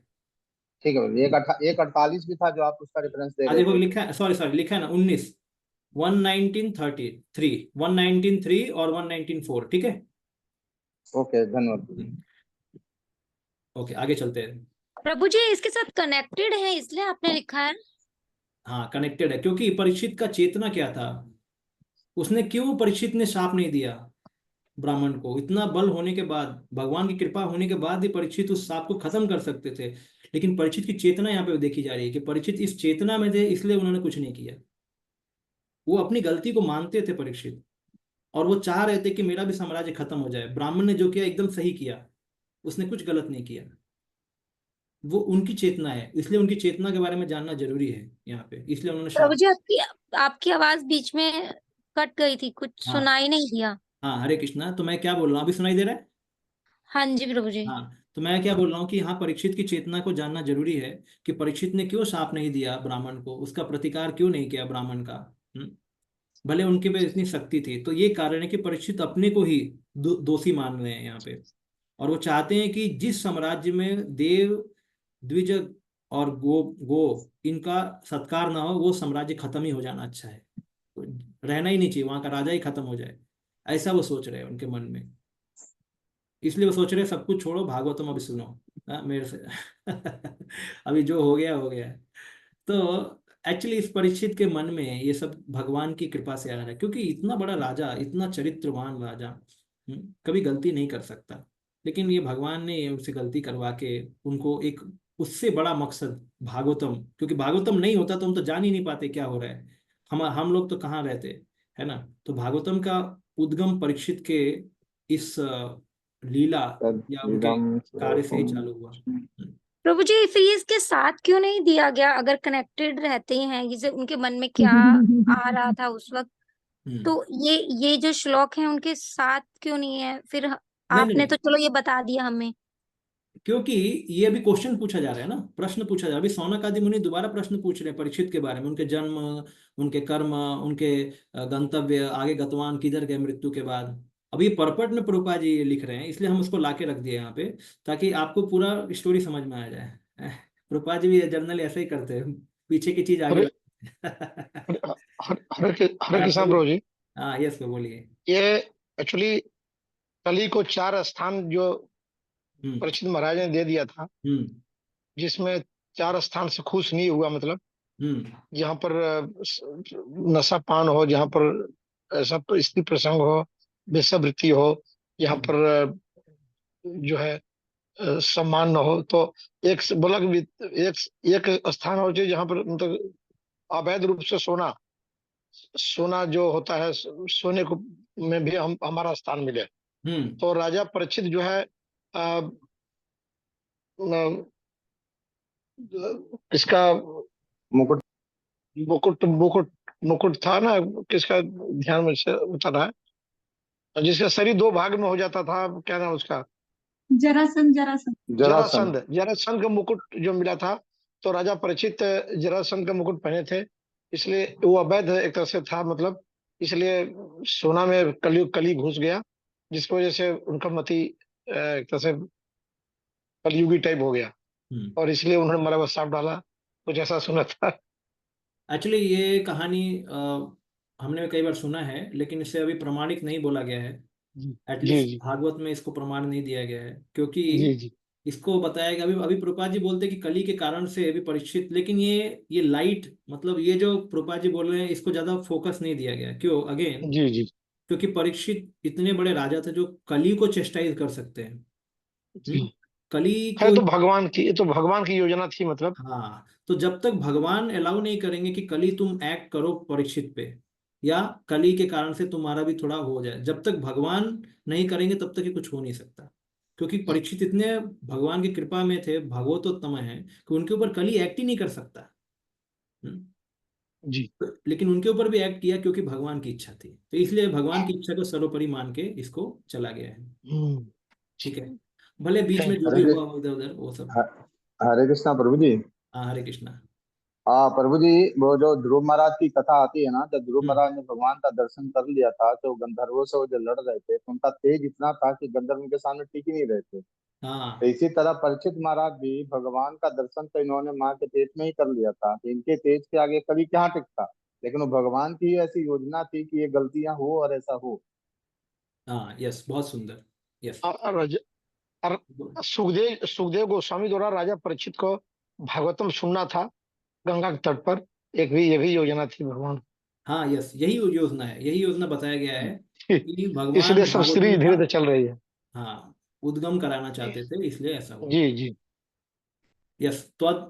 तद इदं श्रोतमिच्छामो गदितुं यदि मन्यसे ब्रूहि न श्रद्धानानां यस्य ज्ञानम अदाक्षुकः। यस, कौन पढ़ेगा अभी? हाँ, प्रेम भक्ति माता जी पढ़िए।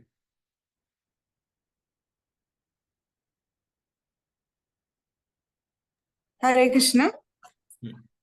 हम सभी अत्यंत आदर पूर्वक उनके महाराज परीक्षित के विषय में सुनना चाहते हैं, जिन्हें सुखदेव गोस्वामी ने दिव्य ज्ञान प्रदान किया। कृपया हमें इस विषय में बताएं। तात्पर्य पढ़ो। हाँ ठीक है, पढ़िए। सुखदेव गोस्वामी ने महाराज परीक्षित को उनके जीवन के अंतिम 7 दिनों में दिव्य ज्ञान प्रदान किया, जिसे महाराज ने श्रद्धालु शिष्य की भांति ठीक से सुना। श्रीमद् भागवत के इस प्रकार के प्रामाणिक श्रवण तथा कीर्तन का प्रभाव श्रोता तथा वक्ता पर समान रूप से पड़ता है। इससे दोनों लाभान्वित हुए थे। भागवत में भक्ति के जिन 9 विभिन्न दिव्य साधनों का वर्णन हुआ है, यदि उनमें से सभी या कुछ का या किसी एक का भी ठीक से पालन हो तो वे समान रूप से लाभप्रद होते हैं। महाराज परीक्षित तथा सुखदेव गोस्वामी दोनों ही प्रथम 2 साधनों अर्थात श्रवण तथा कीर्तनों के साधक थे। अतएव माता जी अभी रुकिए। तो इसमें चैतन्य चरितमृत में आता है, आप सबने श्लोक सुना होगा, भजनेर मध्य श्रेष्ठ नवविधा भक्ति कृष्ण प्रेम कृष्ण दीते धारे महाशक्ति। अंतलीला 4.70। तार मध्ये सर्वश्रेष्ठ नाम संकीर्तन, निरपराधे नाम लैले पाए प्रेम धन। तो भजनेर मध्य श्रेष्ठ नौ विधा भक्ति। नौ विधा भक्ति क्या है? नौ विधा भक्ति श्रवणम कीर्तनम विष्णु स्मरणम पाद श्रवण सेवनम कीर्तन अर्चनम अर्चनम वंदनम कर्म। दास्यम सख्यम आत्मनिवेदनम। ठीक है, तो ये प्रहलाद महाराज ने भी 7वें स्कंद में बताया है कि ये 9 विधा भक्ति है, ये भजन में सबसे श्रेष्ठ है। भगवान का भजन करना है तो 9 विधा के द्वारा ही होना चाहिए। ठीक है, ये 9 विधा बताया गया है, मतलब भगवान का और उसमें सबसे श्रेष्ठ क्या है? तार मध्य सर्वश्रेष्ठ नाम संकीर्तन। तो श्रवणम कीर्तनम स्मरणम विष्णुपाद सेवनम अर्चनम दास्यम साख्यम आत्मनिवेदनम, ये जितने 9 तरह के, इन सब में श्रेष्ठ क्या है? नाम संकीर्तन। लेकिन एक ध्यान देना है कि नाम संकीर्तन जब तक अच्छा नहीं होगा जब तक श्रवण नहीं होगा। मतलब नाम संकीर्तन तभी हो सकता है जब श्रवण अच्छा है। प्रभुपाद जी ने कई बार बोला है, अगर श्रवण ही अच्छा नहीं है तो नाम संकीर्तन केवल ढोंग होगा, या दूसरों को दिखाने के लिए मैं अच्छा गाता हूँ, अच्छा गाती हूँ, इस तरीके का होगा। तो इसलिए नाम संकीर्तन तभी अच्छा होगा जब अच्छा श्रवण होगा, पहला चीज। तो श्रवण, अभी फिर ये वाला श्लोक हम देख लेते हैं, पद्यावली का श्लोक है ये रूप गोस्वामी बोलते हैं, श्री विष्णु श्रवणे परीक्षित अभवद वैयासिके कीर्तने, प्रहलाद स्मरणे तदंग्रि भजने, लक्ष्मी प्रीतु पूजने, अक्रूरस्त्व अभिवंदने, कपिपतिर्दास्ये अथ साख्ये अर्जुनः, सर्वात्मा सर्वस्य आत्मा निवेदने बलिरभूत, कृष्णा आप्तिरेषं परा, एषां परा। तो सभी ये जो 9 विधि है भक्ति के, इन सब के आचार्य हैं जिन्होंने अपना भक्ति ये कार्यों से संपन्न किया। तो पद्यावली में रूप गोस्वामी जी बताते हैं कि श्री विष्णु श्रवणे परीक्षित, भगवान विष्णु का श्रवण, कथा का श्रवण करके परीक्षित ने अपना भक्त, अच्छा इन सभी ने क्या किया? ये लास्ट में लिखा है, कृष्णा आप्तिर एषाम परा, कृष्ण के चरण, मतलब कृष्ण को पा लिया इन्होंने, उनके चरण को पा लिया जो कि इस संसार से परे है, मतलब परा। तो ये सारे जो 9 अंग है भक्ति के, भगवान को पाने के लिए है। तो भगवान को पाने के लिए परीक्षित ने क्या किया? श्रवण किया। अभवत वैयासखी कीर्तने, वैयासखी मतलब वेद व्यास के बेटे, कौन है? सुखदेव गोस्वामी। सुखदेव गोस्वामी ने कीर्तन किया, कथा बोला और कथा सुना, पहले दोनों का नाम आ गया। प्रहलाद स्मरणे, प्रहलाद ने भगवान का स्मरण किया। कितने बार संकट आया प्रहलाद के? अनगिनत, बहुत बार संकट ही संकट आ रहे थे प्रहलाद के ऊपर, तो स्मरण करने, हमेशा स्मरण करते थे भगवान का। तदंग्री, भगवान के स्मरण करते थे।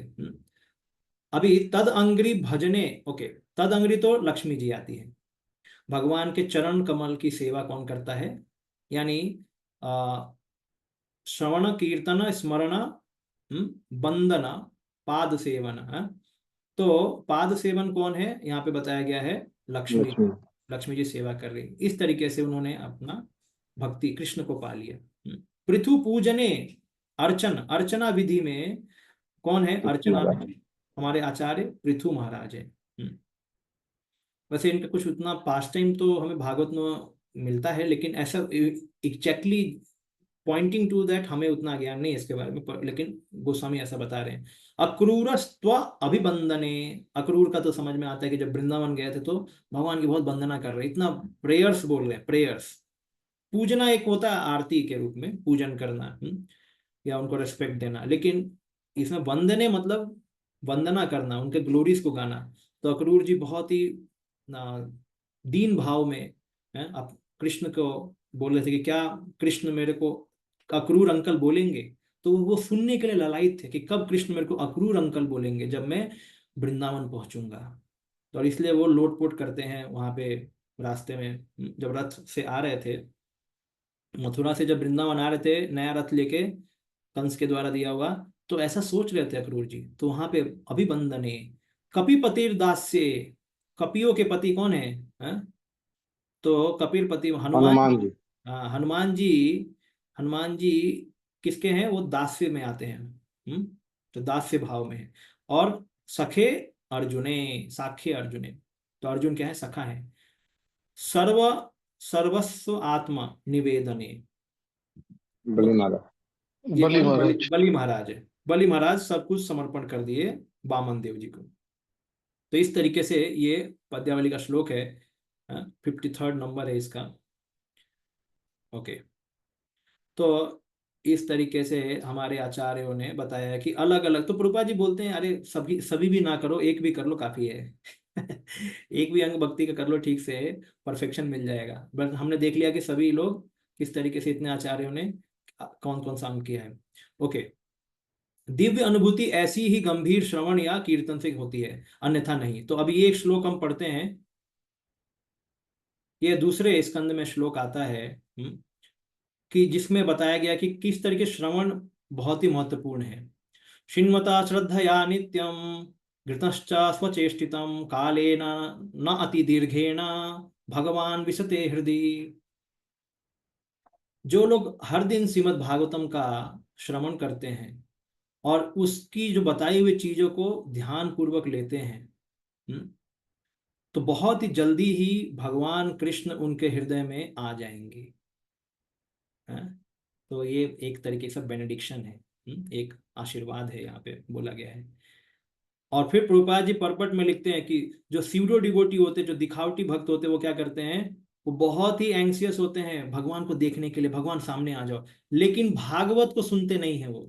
क्योंकि भगवान को देखने की विधि क्या है, सुन के पकड़ना, भगवान को सुन के पकड़ते हैं हम भगवान को हृदय में है। लेकिन ये जो सीडो डिवोटी होते हैं, आओ रे गोपाल सामने आओ गोपाल, ऐसे ऐसे गाना गाएंगे, ब्रज के भी गाना गा देंगे, लेकिन उनमें ये चेतना नहीं है वास्तव में कि गोपाल उनके सामने आ सकते हैं। तो प्रभुपाद जी बोलते हैं, by sincere efforts to hear Srimad Bhagavatam one realises the constitutional relationship with lord. हम ये भी जान सकते हैं केवल भागवतम सुनने से कि मैं भगवान का, मेरा क्या रिश्ता है, क्या मैं गोप हूँ, गोपी हूँ, या उनका दास हूँ। अलग अलग तरीके के जो रिश्ते हैं भगवान के साथ, वो भी जान सकते हैं। तो ये भागवतम की महिमा बताई गई है। तो और कोई तरीका नहीं है, श्रवणम करके ही हम भगवान को जाना जा सकता है। और ये आपने तीसरे अध्याय के अंतिम श्लोक में ये पढ़ा है, जिसका मैं थोड़ा आज बात करता हूँ इसमें। तत्र कीर्तयतो विप्रर्षेर्भूरि तेजसा अहम च अद्यागमं तत्र निविष्टस्तद अनुग्रहा सोहम वह श्रवस्यामि यथा अधीतम यथा मति। यहाँ पे सूत गोस्वामी बोल रहे हैं अपने भाग्य के बारे में, तीसरे अध्याय के अंत में लास्ट श्लोक है ये, कि जहां पे ओ विप्र, ओ ब्राह्मण, शौनक मुनि को बोल रहे हैं और सारे लोगों को, कि जहां पे ये कीर्तन हो रहा था भागवतम का, वहां पे मैं जाके बैठा था।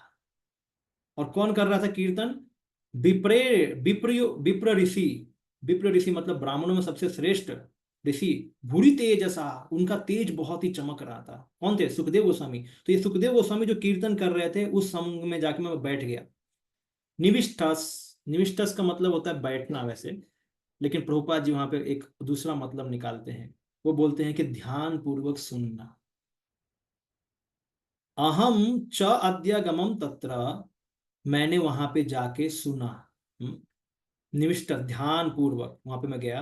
तद अनुग्रहात, उन विप्रसेर भूरी तेजसा सुखदेव गोस्वामी के अनुग्रह से मेरे को उस समझ में आया, मैं समझ पाया। अद्यगमम, मैं समझ पाया वो चीजों को।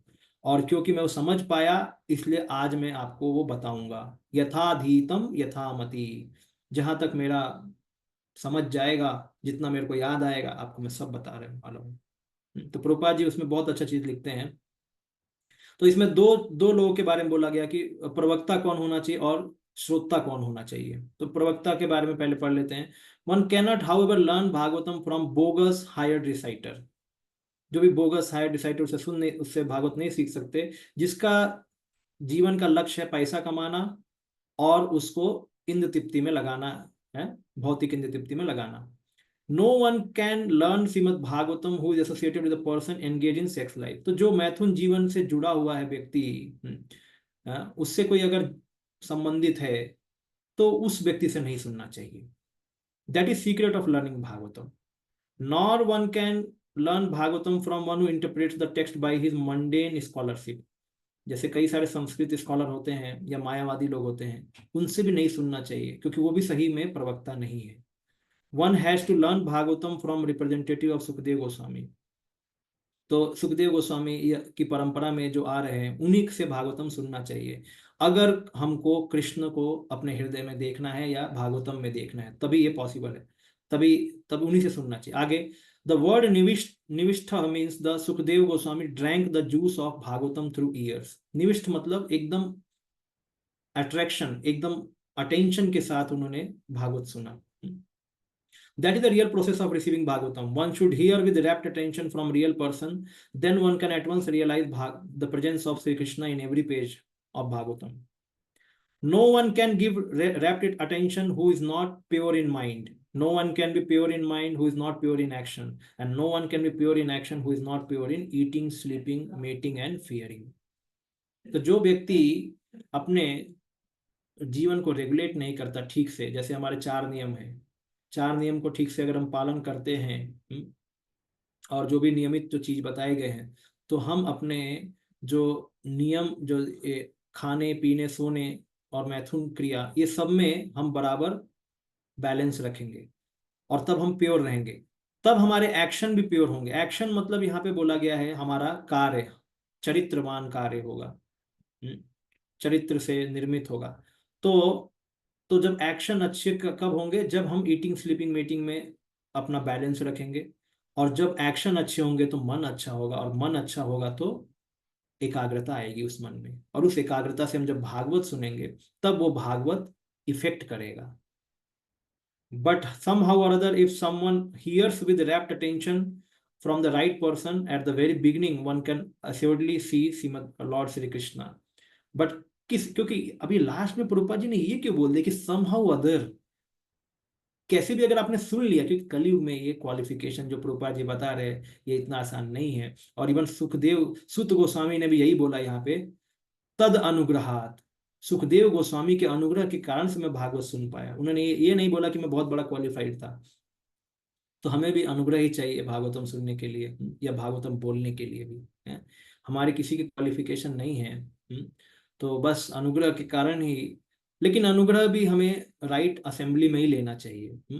ये नहीं कि हम जाके किसी पैसा कमाना, जो पैसा कमाते भागवत बोल के, या मान लो उस पैसे का अभी कोई मंदिर के लिए, कोई जैसे मंदिर बनाना है किसी को, या कोई आध्यात्मिक कार्य कुछ करना है, कुछ डोनेशन मिल जाए कुछ भागवत कथा से तो वो चलेगा, लेकिन कोई पर्सनल मेंटेनेंस का कार्य नहीं करना चाहिए।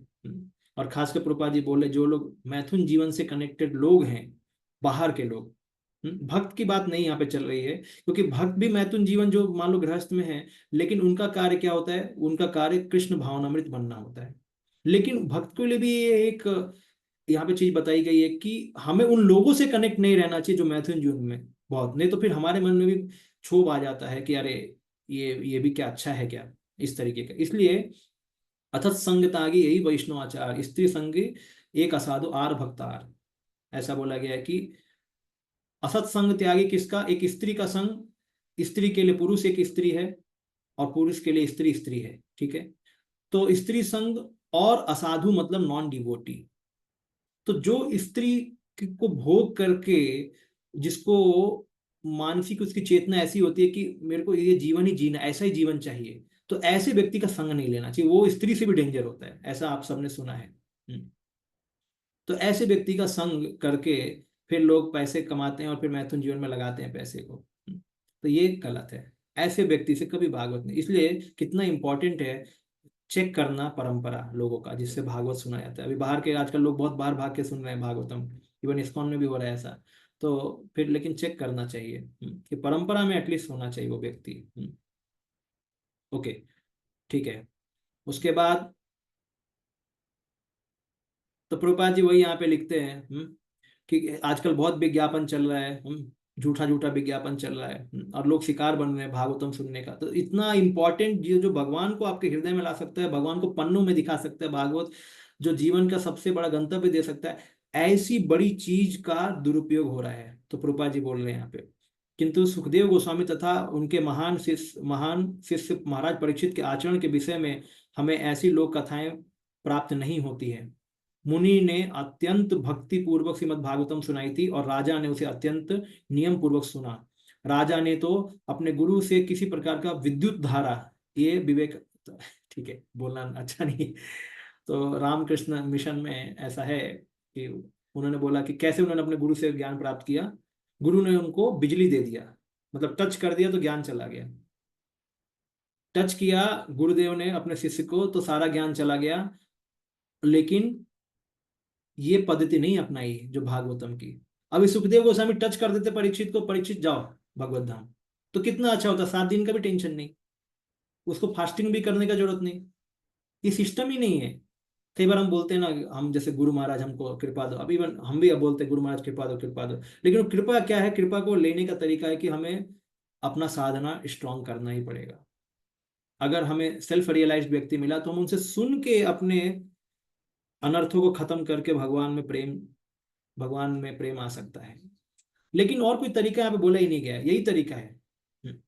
जब तक श्रवण अचिरेना, लंबे समय तक श्रवण करना ही पड़ेगा, तभी जाके ये वो भाव आता है भगवान के प्रति, वो अटैचमेंट आता है। आगे तो नैमिषारण्य के ऋषि मुनि महाराज परीक्षित के विषय में अत्यंत आदर पूर्वक श्रवण कर रहे थे, क्योंकि वो गंभीर श्रवण द्वारा सुखदेव गोस्वामी से ज्ञान प्राप्त किया। तो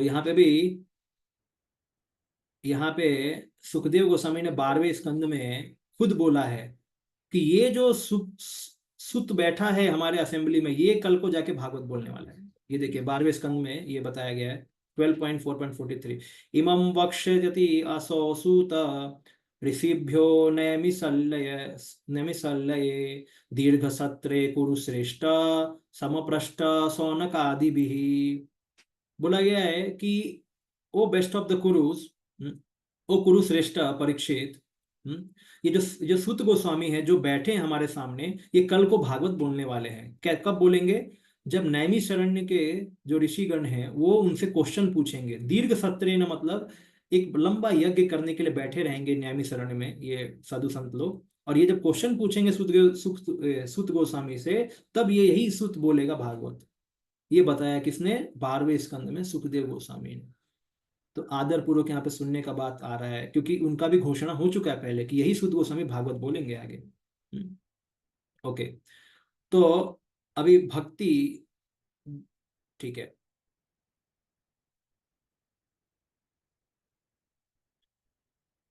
तो ये भक्ति के बारे में बताया कि भक्ति वास्तव में क्या होती है। ये भक्ति भी श्रवण से ही किस तरीके से कनेक्ट किया गया, कपिल मुनि ने ये 3रे स्कंद में ये कनेक्ट किया है। मद्गुण श्रुति मात्रेण मयि सर्व गुहासये मनोगतिरविच्छिन्ना यथा गंगाम्बसो बुधो लक्षणं भक्ति योगस्य निर्गुणस्य हेयहुदाहृतम् अहेतुक्यभिहिता या भक्ति पुरुषोत्तमे। ये कपिल मुनि ने बताया कि भक्ति क्या होती है, प्योर भक्ति। इससे पहले कपिल मुनि ने 3रे स्कंद में सतगुण में भक्ति, रजोगुण में और तमोगुण में, उसके बाद ये लास्ट श्लोक में बताया कि भक्ति, शुद्ध भक्ति क्या होती है। तो शुद्ध भक्ति का परिभाषा क्या है, क्योंकि ये श्रवण से कनेक्टेड है कि मेरे गुण को सुन के जिसके अंदर लालसा आती है कि और सुनना है और सुनना है, उससे अट्रैक्ट रहता है, और वो ऐसे भागता है जैसे गंगा किसी भी रुकावट को मानती नहीं है और बहती रहती है समुद्र की तरफ। इस तरीके से मेरे गुण उसको इतने अच्छे लगने लगते हैं कथा सुन के कि वो मेरी तरफ भागने लगता है। और वही है लक्षणम भक्ति योगस्य, वही है लक्षण है भक्ति का उसके अंदर, और वो भक्ति निर्गुण भक्ति है। और वो अहेतुक अव्यवहिता भक्ति पुरुषोत्तम है। तो देखिए कथा से कितना अटैचमेंट किया गया इसको। अब यहाँ पे देखिए लिखा गया वही चीज है, the manifestation of unadulterated devotional service is exhibited when one's mind is at once attracted to hearing the transcendental name and qualities of the Lord, who is residing in everyone's heart, just as the water of the Ganges flow naturally down towards the ocean. In the similar way, the mind flows for that devotee towards the qualities and pastime of the Lord. यानी same चीज बोली गई। तो इसलिए श्रवण करके ही हम भगवान को समझ सकते हैं, उनका दर्शन ले सकते हैं, और कोई तरीका नहीं है। कृपा मांग के भी आपको श्रवण, नारद मुनि को भी श्रवण करना ही पड़ा। बहुत बिरला ऐसा कुछ होगा कि जिसको चैतन्य महाप्रभु ने नारियल खिला दिया और ऊपर पहुंचा दिया। अभी मुश्किल है। हम नारियल खा के कथा सुनना पड़ेगा हमको।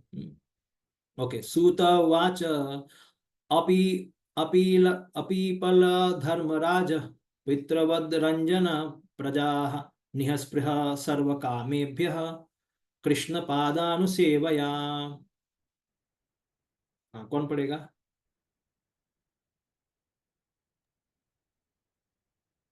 कोई पढ़िए, हाथ खड़ा करिए, कौन पढ़ने वाला है?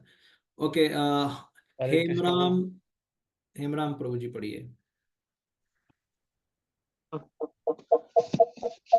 हरे कृष्णा। हरे कृष्णा। श्री सूत गोस्वामी ने कहा, सम्राट युधिष्ठिर ने अपने राज्य काल में सबों के ऊपर उदारता पूर्वक शासन चलाया। वे उनके पिता तुल्य ही थे। प्रभु, हाँ प्रभु जी, आवाज इनकी गूंज रही है जरा। हाँ नहीं ठीक है। थोड़ा दो दो आपने ऑडियो ऑन किया, कहीं दो दो जगह पे ज्वाइन किया क्या? प्रभु जी, ओके, आपका आपकी आवाज इको हो रही है, तो देखो दो दो जगह पे ज्वाइन नहीं कराया हुआ। ठीक है, अभी दूसरा कोई पढ़ सकता है, 1 मिनट। मैं पढ़ू प्रभु जी? जालू पुरुष। हाँ पढ़िए। ठीक, आवाज नहीं आ रही है प्रभु जी, आवाज नहीं आ रही।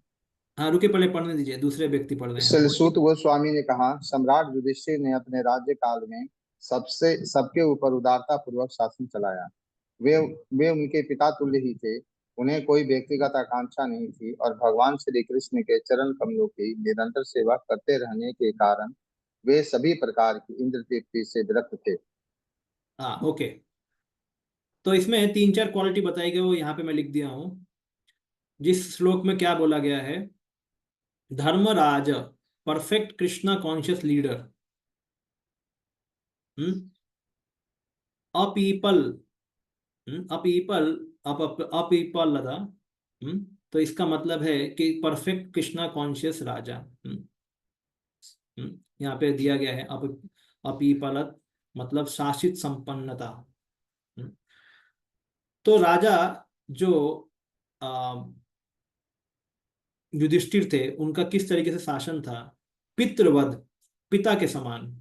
रंजन प्रजा, प्रजा को सुख देने वाले थे। निःस्पृहा सर्व काम्यभ्य, यहाँ पे सब लिखा गया, निःस्पृहा सर्व काम्यभ्य मतलब कोई भी खुद का लक्ष्य या जीवन में नहीं, ऐसा इंद्र तृप्ति का कोई भी लक्ष्य नहीं रखा उन्होंने कि मुझे ये प्राप्त करना है राजा बन। कई लोग बोलते हैं ना, पढ़ाई करके कहाँ जाओगे? अमेरिका जाएंगे, तो पहले से लक्ष्य तैयार रहता है। तो उनका कोई लक्ष्य नहीं था, उनका लक्ष्य पर्सनल कोई लक्ष्य नहीं, वो भगवान की सेवा करना चाहते। कृष्ण पादानुसेवया, और हमेशा भगवान की सेवा में लगे रहते थे। तो ये युधिष्ठिर महाराज की क्वालिटी तब आ रही है। तो देखिए, पूछा जा रहा है क्वेश्चन किसके बारे में? परीक्षित के बारे में। अभी सूत गोस्वामी चालू हो गए, पहले बता रहे कि कौन है परीक्षित। पहले ये भी समझ लो कि परीक्षित किसके पोते थे और आवाज नहीं आ रही, किस परीक्षित नहीं दे रहा। हाँ, हरे कृष्णा हरे कृष्णा हरे कृष्णा, सुनाई दे रहा है? आवाज आ रही है प्रभु जी आपकी? हाँ, नेटवर्क आवाज आ रही है। दिक्कत है उनको। हाँ आ रही है। तो परीक्षित किसके पोते थे और उनका जो कुल था वो कैसा था, और युधिष्ठिर महाराज को के बारे में बताए बिना उनका जो चरित्र बताना ये कंप्लीट नहीं होगा। तो इसलिए युधिष्ठिर महाराज के बताएंगे कि वो कैसे राजा थे। तो ये 4 चीज बहुत इंपॉर्टेंट है। पितृवध, राजा को एक पिता के समान होना चाहिए। रंजन प्रजा, प्रजा के सुख के लिए कार्य करना चाहिए, उनको प्रसन्न भी करना चाहिए, और खुद के काम की इच्छा नहीं होनी चाहिए, और भगवान की सेवा में लगे रहना चाहिए। ठीक है, तो ये बताया गया। आगे देखते हैं। तो इसको हम, अभी समय भी कम है, जैसा कि हमने इस ग्रंथ की भूमिका में कहा कि संसार के समस्त कष्ट सह रहे जन समुदाय के लिए मानव समाज में कृष्ण के विज्ञान की आवश्यकता है। और समस्त राष्ट्रों के प्रमुख महापुरुषों से हमारी एक ही विनती है कि वे अपने कल्याण हेतु, समाज के कल्याण हेतु तथा विश्व भर के लोगों के कल्याण हेतु कृष्णा तत्व को ग्रहण करें। प्रभुपाद जी क्या बोल रहे हैं? कृष्णा कॉन्शियसनेस इज द, हाँ, ये आपको याद है? किसी को, ये किसी ने किसी को बोला था कि there is only one thing lacking in the whole world, एक ही चीज जो संसार में कमी है। किसने बोला था? भक्ति सिद्धांत सरस्वती ठाकुर ने यस, प्रभुपाद से कहा बहुत था। अच्छा, बहुत सुंदर। ये किसने बोला था? भक्ति सिद्धांत सरस्वती भक्ति महाराज ने बोला सिद्धांत था। और किसको बोला था? श्री प्रभुपाद अभय शरण है। तो देखिए, गुरु ने शिष्य को बोला और शिष्य ने बुक में लिख दिया। उन्होंने लिख दिया कि यही है वास्तव में सत्य, कि कृष्णा तत्व का कमी है। भारत में लोग राम राज्य की लालसा करते हैं। राम राज्य का वर्णन 9वें स्कंद में आता है। पुरुषो रामचरितम श्रवणेन उपधारयन अनुश्रम्य अनुसमस्य अनुश्रिम समश्रिय परो राजन कर्म बंध विमुच्यते। तो इसमें बताया गया कि जो भगवान राम के चरित्र के बारे में सुनेगा, उसका क्या होगा? वो एनवी से मुक्त हो जाएगा और कर्म बंधन से निकल जाएगा। तो इसलिए राम राज्य केवल एक राज्य नहीं था, उसमें इतना अच्छा आदर्श था कि भगवान राम के बारे में सुनने से ही वो मुक्ति को प्राप्त कर देगा, भगवान के धाम चला जाएगा और सारे तरह के एनवी से मुक्त हो जाएगा। यही सब फायदा होता है। हम मतलब हम सोचते हैं कि ये कर्म बंधन से कैसे मुक्त होना है, काम क्रोध लोभ से कैसे मुक्त होना है। तो यहाँ पे तरीका बताया गया है कि राम राज्य के बारे में सुनो, है उस राम भगवान के चरित्र के बारे में सुनो। यस, आगे फिर, क्योंकि भगवान राम आदर्श राजा थे। भारत के सारे राजा या सम्राट पृथ्वी पर जन्म लेने वाले प्रत्येक प्राणी की संपन्नता के लिए विश्व के भाग्य का नियमन करते थे। अभी प्रभुपाद जी प्रजा के बारे में कई बार बताया। प्रजा मतलब केवल मनुष्य ही नहीं, बल्कि जो भी जन्म लेता है उसे प्रजा माना जाता है। तो आजकल गवर्नमेंट तो मनुष्यों के लिए भी टेंशन में आ गई है कि मनुष्यों की जनसंख्या बढ़ रहा है, अभी कम बच्चे पैदा करो।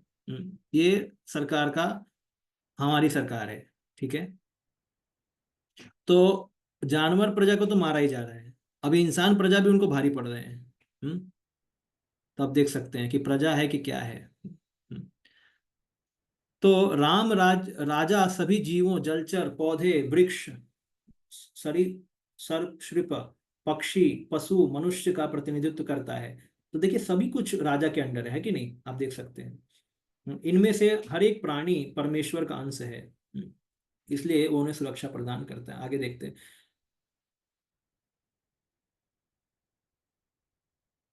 लेकिन यह एक महान विज्ञान है जिसे कृष्ण तत्व जानने वाला ही सीख सकता है। कृष्ण के विज्ञान को समझकर कोई भी विश्व का पूर्णतम व्यक्ति बन सकता है, और जब तक मनुष्य को इस विज्ञान का ज्ञान नहीं होता तब तक वो शिक्षा द्वारा अर्जित सारी उपाधियां, स्नातकोत्तर अनुसंधान ही सनदेह, व्यर्थ और निरर्थक होती है। ये क्या है? हमारे जितने भी डिग्री है ना, इंजीनियरिंग का डिग्री, बीए का डिग्री, ये सब के बारे में बताया जा रहा है, क्योंकि ये सभी लोग कृष्ण भावनामित नहीं होते हैं और केवल डिग्री लेके संसार में घूमते रहते हैं, कॉलिंग देमसेल्फ एजुकेटेड, कि हम पढ़े लिखे हैं, अभी हमें बहुत ज्ञान आ गया, अभी हमें संसार चलाने दो। अरे तुम्हें क्या पता है संसार क्या होता है, संसार के नियम क्या पता है? तो बताया गया worthlessness of modern education system. क्योंकि मॉडर्न एजुकेशन में को पढ़ के ये बड़े बड़े राजनीतिज्ञ जो आज राजा बने हैं, उनको खुद ही नहीं पता है कि प्रजा कौन है, कैसे उनका देखभाल करना है, उनके लिए क्या जीवन का लक्ष्य है। तो जो आगे पढ़ के आएंगे वो तो और गए गुजरे होंगे, क्योंकि पिछले वाले तो थोड़ा संस्कार रखते थे, अभी तो बिल्कुल संस्कार नहीं है।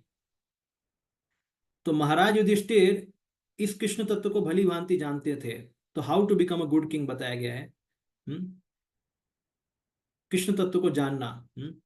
भगवान कृष्ण का सतत भक्तिमय सेवा से उन्होंने राज्य का शासन करने की योग्यता प्राप्त कर ली थी। ये प्रभुपाद जी का बहुत बड़ा योगदान है कि प्रभुपाद जी बता रहे हैं यहाँ पे कि अगर अच्छा राजा बनना है तो पहले अच्छा भक्त बनना पड़ेगा।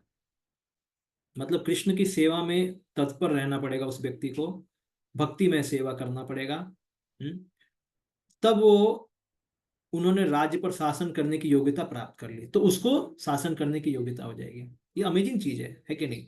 मतलब जो भगवान की भक्ति में सेवा करेगा और उसका अगर वर्ण भी मैच हो जाए, वो भी चलो मान लिया जाए क्योंकि वो राजा का वर्ण का है, तो वो वास्तव में कृष्ण को जान गया है, उनकी भक्ति कर रहा, सेवा कर रहा, तो उसे शासन करना भी आ जाएगा। ये बहुत बड़ी चीज है। प्रताप रुद्र महाराज चैतन्य चरितमृत में कितना अच्छा जैसे चैतन्य महाप्रभु के जब आते थे बंगाल से, उनके पार्षद जो भी अद्वैताचार्य हरिदास ठाकुर तो उधर ही रहते थे जगन्नाथपुरी में, और श्रीवास ठाकुर आते थे। तो ऐसे करके बंगाली भक्त 4 महीने के लिए आते थे जगन्नाथपुरी में। तो उस समय सभी व्यवस्था करना, उनके लिए घर बनाना, उनको ठहराना, और फिर उनको प्रसाद की व्यवस्था करना, मतलब ये सब प्रताप रुद्र महाराज करते थे। तो भगवान की सेवा में कितने तत्पर थे। तो इसलिए जो ऐसा करेगा उससे भगवान इतने प्रसन्न रहेंगे कि भगवान मन चाहा वरदान देंगे। ठीक है, तुम हमारे भक्तों की सेवा कर रहे हो, अभी तुम्हारी क्या इच्छा है, तुम्हारा राज्य सुखी रहे, तथास्तु, तुम्हारा राज्य सुखी रहे। तो इस तरीके से ओके। और बताया गया कि किस तरह युधिष्ठिर महाराज सतोगुणी राजा थे। तो उनका कुछ लक्ष्य ऐसा नहीं था कि लोगों को बड़ा बड़ा जॉब कराना है, बड़ा बड़ा इंडस्ट्री खोलना है, बड़ा बड़ा ये मशीन बनाना है, ये सब कुछ उनका लक्ष्य नहीं था। उनका मूल मंत्र क्या था? सभी नागरिकों का कल्याण। क्योंकि मूर्तिमंत सतगुण होने के कारण वे जानते थे कि नागरिकों की भलाई किसमें है? नागरिकों की भलाई इसमें है कि वो सभी भगवान की सेवा करें, भगवान कृष्ण से अटैच हो। ऊपर के यहाँ पे बताया गया कि वो सत्वगुणी राजा थे वो। आदर्श राजा के रूप में उनकी कोई निजी आकांक्षा नहीं थी, इंद्र तृप्ति के लिए कोई भी स्थान नहीं था उनके जीवन में। जो लोग पूर्ण को छोड़कर केवल अंश की सेवा में व्यस्त रहते हैं, वो केवल अपना समय और शक्ति दोनों ही अपव्यय कर रहे हैं। ये किसकी बात हो रही है? ये ऐसे राजा की बात हो रही है जो दरिद्र नारायण वाले लोग। दरिद्र नारायण, भले पहले ये एक जने की फिलॉसफी थी, अभी ये कई लोगों के दिमाग में घुस चुकी है। दरिद्र नारायण मतलब गरीबों की सेवा करो तो वो नारायण की सेवा के बराबर होगी। लेकिन ये बताया गया, यहाँ पे नहीं बताया गया। पूर्ण पुरुषोत्तम भगवान की सेवा करना ही गरीबों की सेवा में बाद में बदलेगा। अगर हम पूर्ण भगवान कृष्ण की सेवा नहीं करते हैं तब गरीबों की सेवा अधूरी है। किस तरीके से बताया गया? जैसे पेड़ के जड़ है, उसमें पानी देंगे तो सब पत्तों में पानी जाएगा, लेकिन अगर पत्तों में पानी देंगे तो कहीं नहीं जाएगा, वो पानी ऊपर से नीचे गिर जाएगा। यानी इसका क्या मतलब है कि जब तक मानवता में कृष्ण भावनामृत का प्रचार ना किया जाए, उनको भगवान के प्रति ऐसा बनाया ना जाए, भक्त ना बनाया जाए, या उनको एटलीस्ट नॉलेज ना दिया जाए, उनको अग्रसर ना किया जाए, तब तक केवल खाना पानी दे के लोगों को भलाई करना, इससे कोई मतलब नहीं है। उससे कोई मतलब नहीं, लोगों का उसमें कुछ फायदा नहीं है। इसलिए आप देखोगे जो गरीब है, भिखारी लोग हैं, उनको 1000 बार आप डोनेशन दे दो या कुछ दान दे दो, फिर भी वो वहीं पे रोड पे बैठे रहेंगे।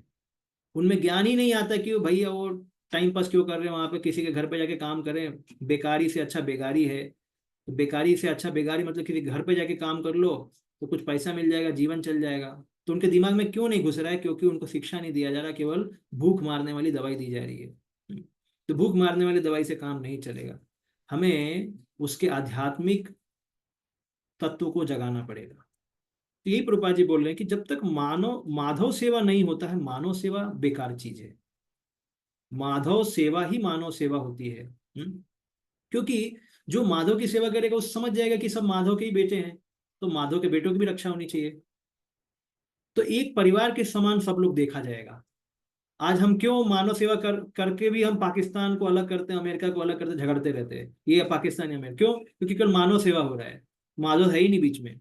जब माधव नहीं है बीच में तो मानव में झगड़ा होगा ही होगा। तो ये मेरा देश, ये तेरा देश,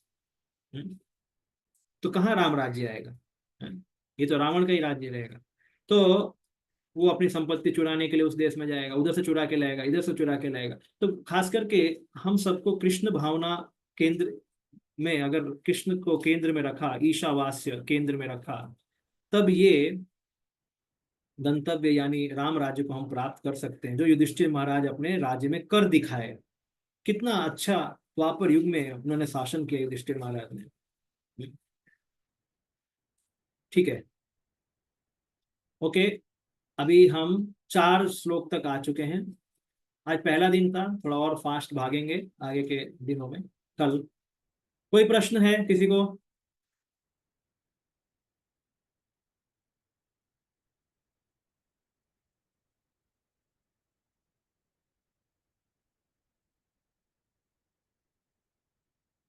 ओके, हरे कृष्णा। ठीक है, सॉरी। कोई प्रश्न है किसी को, या हम फिर इसको विराम दे, आज आज एंड करेंगे यहीं पे क्लास को।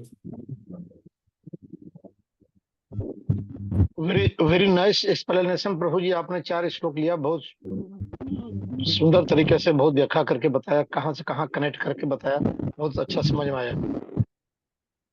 हरे कृष्ण, थैंक यस प्रभु जी, बहुत स्ट्रक्चर्ड और बहुत ही सिस्टमेटिक है प्रभु जी। हरि बोल, thank you. Hare Krishna, Hare thank you. Krishna. Hare Krishna. Hare Krishna, thank you प्रभु जी, बहुत सुंदर हरे एक्सप्लेनेशन।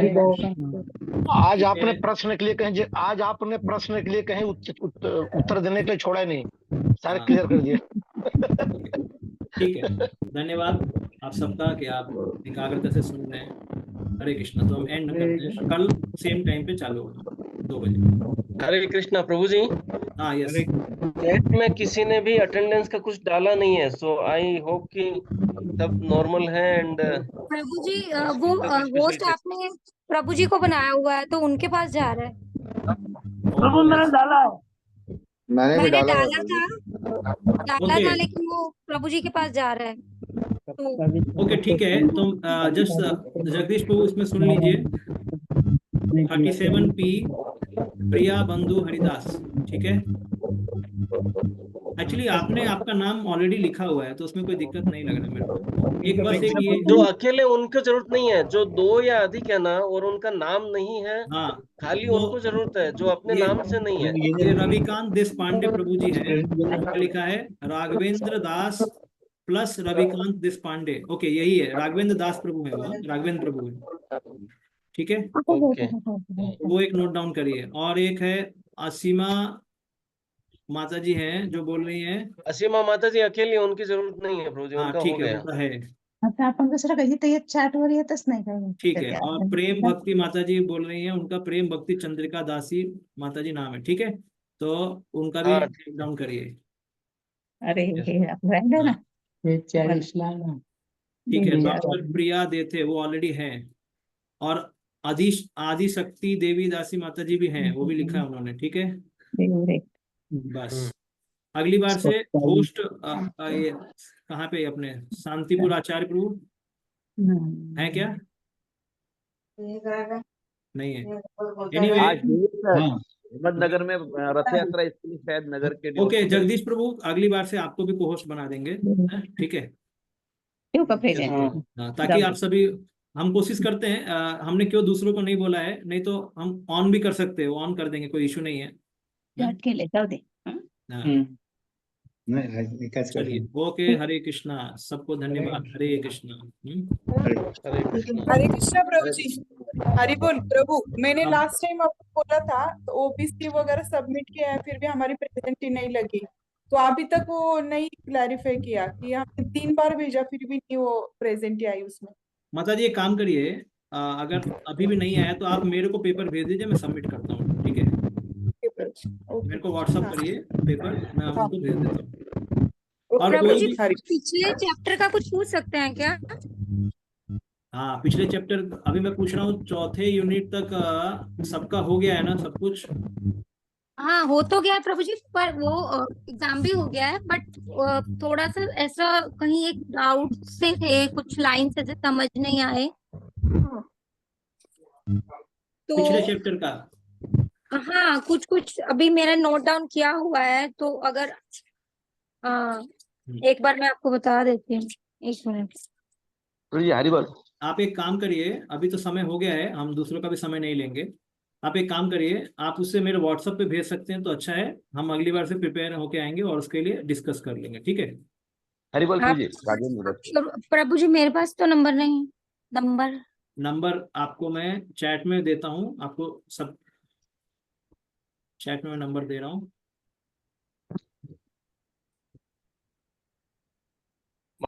व्हाट्सएप ग्रुप में अगर आप देखेंगे ना, तो प्रभु जी हैं, अर्जुनेश्वर प्रभु बोल के इनका नाम है, और उनका नंबर भी आपको वहां से ले सकते हैं। हाँ, ठीक है। कोई क्वेश्चन पूछ रहा था? यस प्रभु जी, मेरा 4th यूनिट का एग्जाम नहीं हो पाया, क्योंकि मैं ट्रैवलिंग कर रहा था, जगन्नाथपुरी गया था। तो आपको तुरंत देना पड़ेगा अभी। हाँ तो आप लोग सभी राजेश प्रभु को बताइए। हाँ राजेश प्रभु है ना, राजेश प्रभु? हाँ प्रभु जी बोलिए ना। हाँ, तो जिनका एग्जाम नहीं हुआ ना, तो उनका हाँ क्या कारण से, वो जस्ट मेरे हाँ को हाँ बताइए, और फिर उनके लिए आगे का डेट वो करते हैं फाइनलाइज। हाँ हाँ हाँ, ठीक है। मेन मतलब प्रभु जी ये। और हाँ जरा 2-4 लोगों ने मेरे को भी फोन किया था कि हम्म, अभी पहला ये नहीं, 5वां और 6ठे यूनिट के बाद अपना ये खत्म हो जाएगा ना।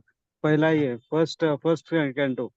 तो उसमें ओरल के एग्जाम के बारे में लोग पूछ रहे थे सवाल काफी, तो कैसा रहेगा क्या रहेगा, बट मैं बात करके बोलता हूँ। श्लोका का। हाँ, श्लोका के एग्जाम के बारे में बात कर रहा हूँ मैं। लोगों को आइडिया नहीं है, तो can you tell something to them if ठीक है, पॉसिबल राइट नाउ। आपको मैं अगले सैटरडे तक पता लग जाएगा, ठीक है? ओके अगर ओके कोई, ओके। देखिए आप सबको समय मिलेगा, आप चिंता मत करिए। आपको एटलीस्ट मैं 2 महीने पहले बता दूंगा।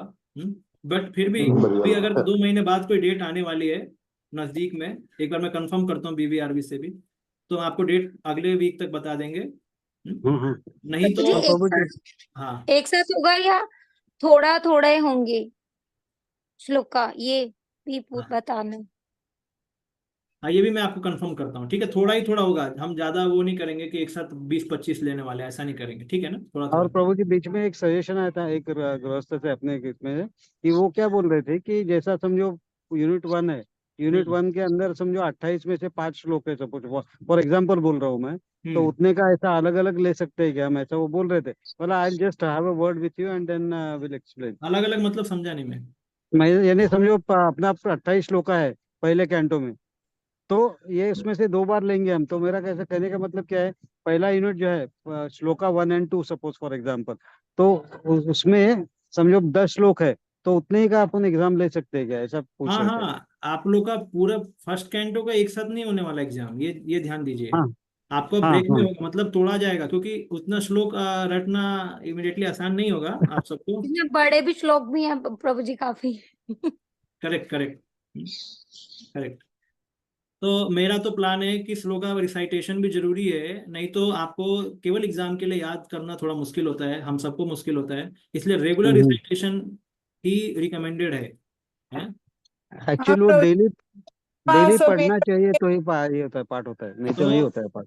आप एक ठीक है, अगली बार में हम कुछ प्लान करेंगे, तो जो लोग थोड़ा हाँ जल्दी आएंगे 2 बजे से पहले, उनके लिए हाँ थोड़ा श्लोका वही जो 10-12 श्लोक है उससे बार बार रिसाइट करेंगे, तो आपको उस समय तक याद हो जाएगा। हाँ प्रभु जी, थोड़ा सा 10-15 मिनट पहले हम ज्वाइन करेंगे, तो वो तो कैसे फिर। क्योंकि हम क्लास का समय नहीं लेंगे, वो फिर श्लोका में चला जाता है, ठीक है? तो बट ये हम ऑप्शनल रखेंगे, ठीक है? ऑप्शनल रखेंगे, ताकि और कोई तरीका नहीं है, जिसका कुछ बिजी हो गया लाइफ, तो वो ठीक है, आराम से 2 बजे आओ, अदरवाइज रेगुलर 2 बजे थोड़ा पहले आ गए तो श्लोका 5-10 या 7 मिनट में हम खत्म कर देंगे उसको हाँ, रिसाइट। जिनको करना है वो ज्वाइन कर सकते हैं ना प्रभु जी, जिनको करना है थोड़ा यस सा, यस जिनको हाँ वो वर्डिंग वगैरह थोड़ा हार्ड जा रहा है ना यस पढ़ने यस में हाँ, तो फिर वो सबके साथ करेंगे तो हो जाएगा। Yes, correct correct. Thank you प्रभु। ठीक है, तो ऐसा प्लान करेंगे। हाँ, हरे कृष्ण, एंड करते हैं हम। ना मेरे पेशेंट आते हैं, पकड़ लेती है, तो मैं वो बाहर बैठ जाऊंगा, देखूंगा, मतलब मेरा पेशेंट मेरे पास है ना, और चोरी करी। नहीं समझ में नहीं आया, क्या बोल रहे हैं आप?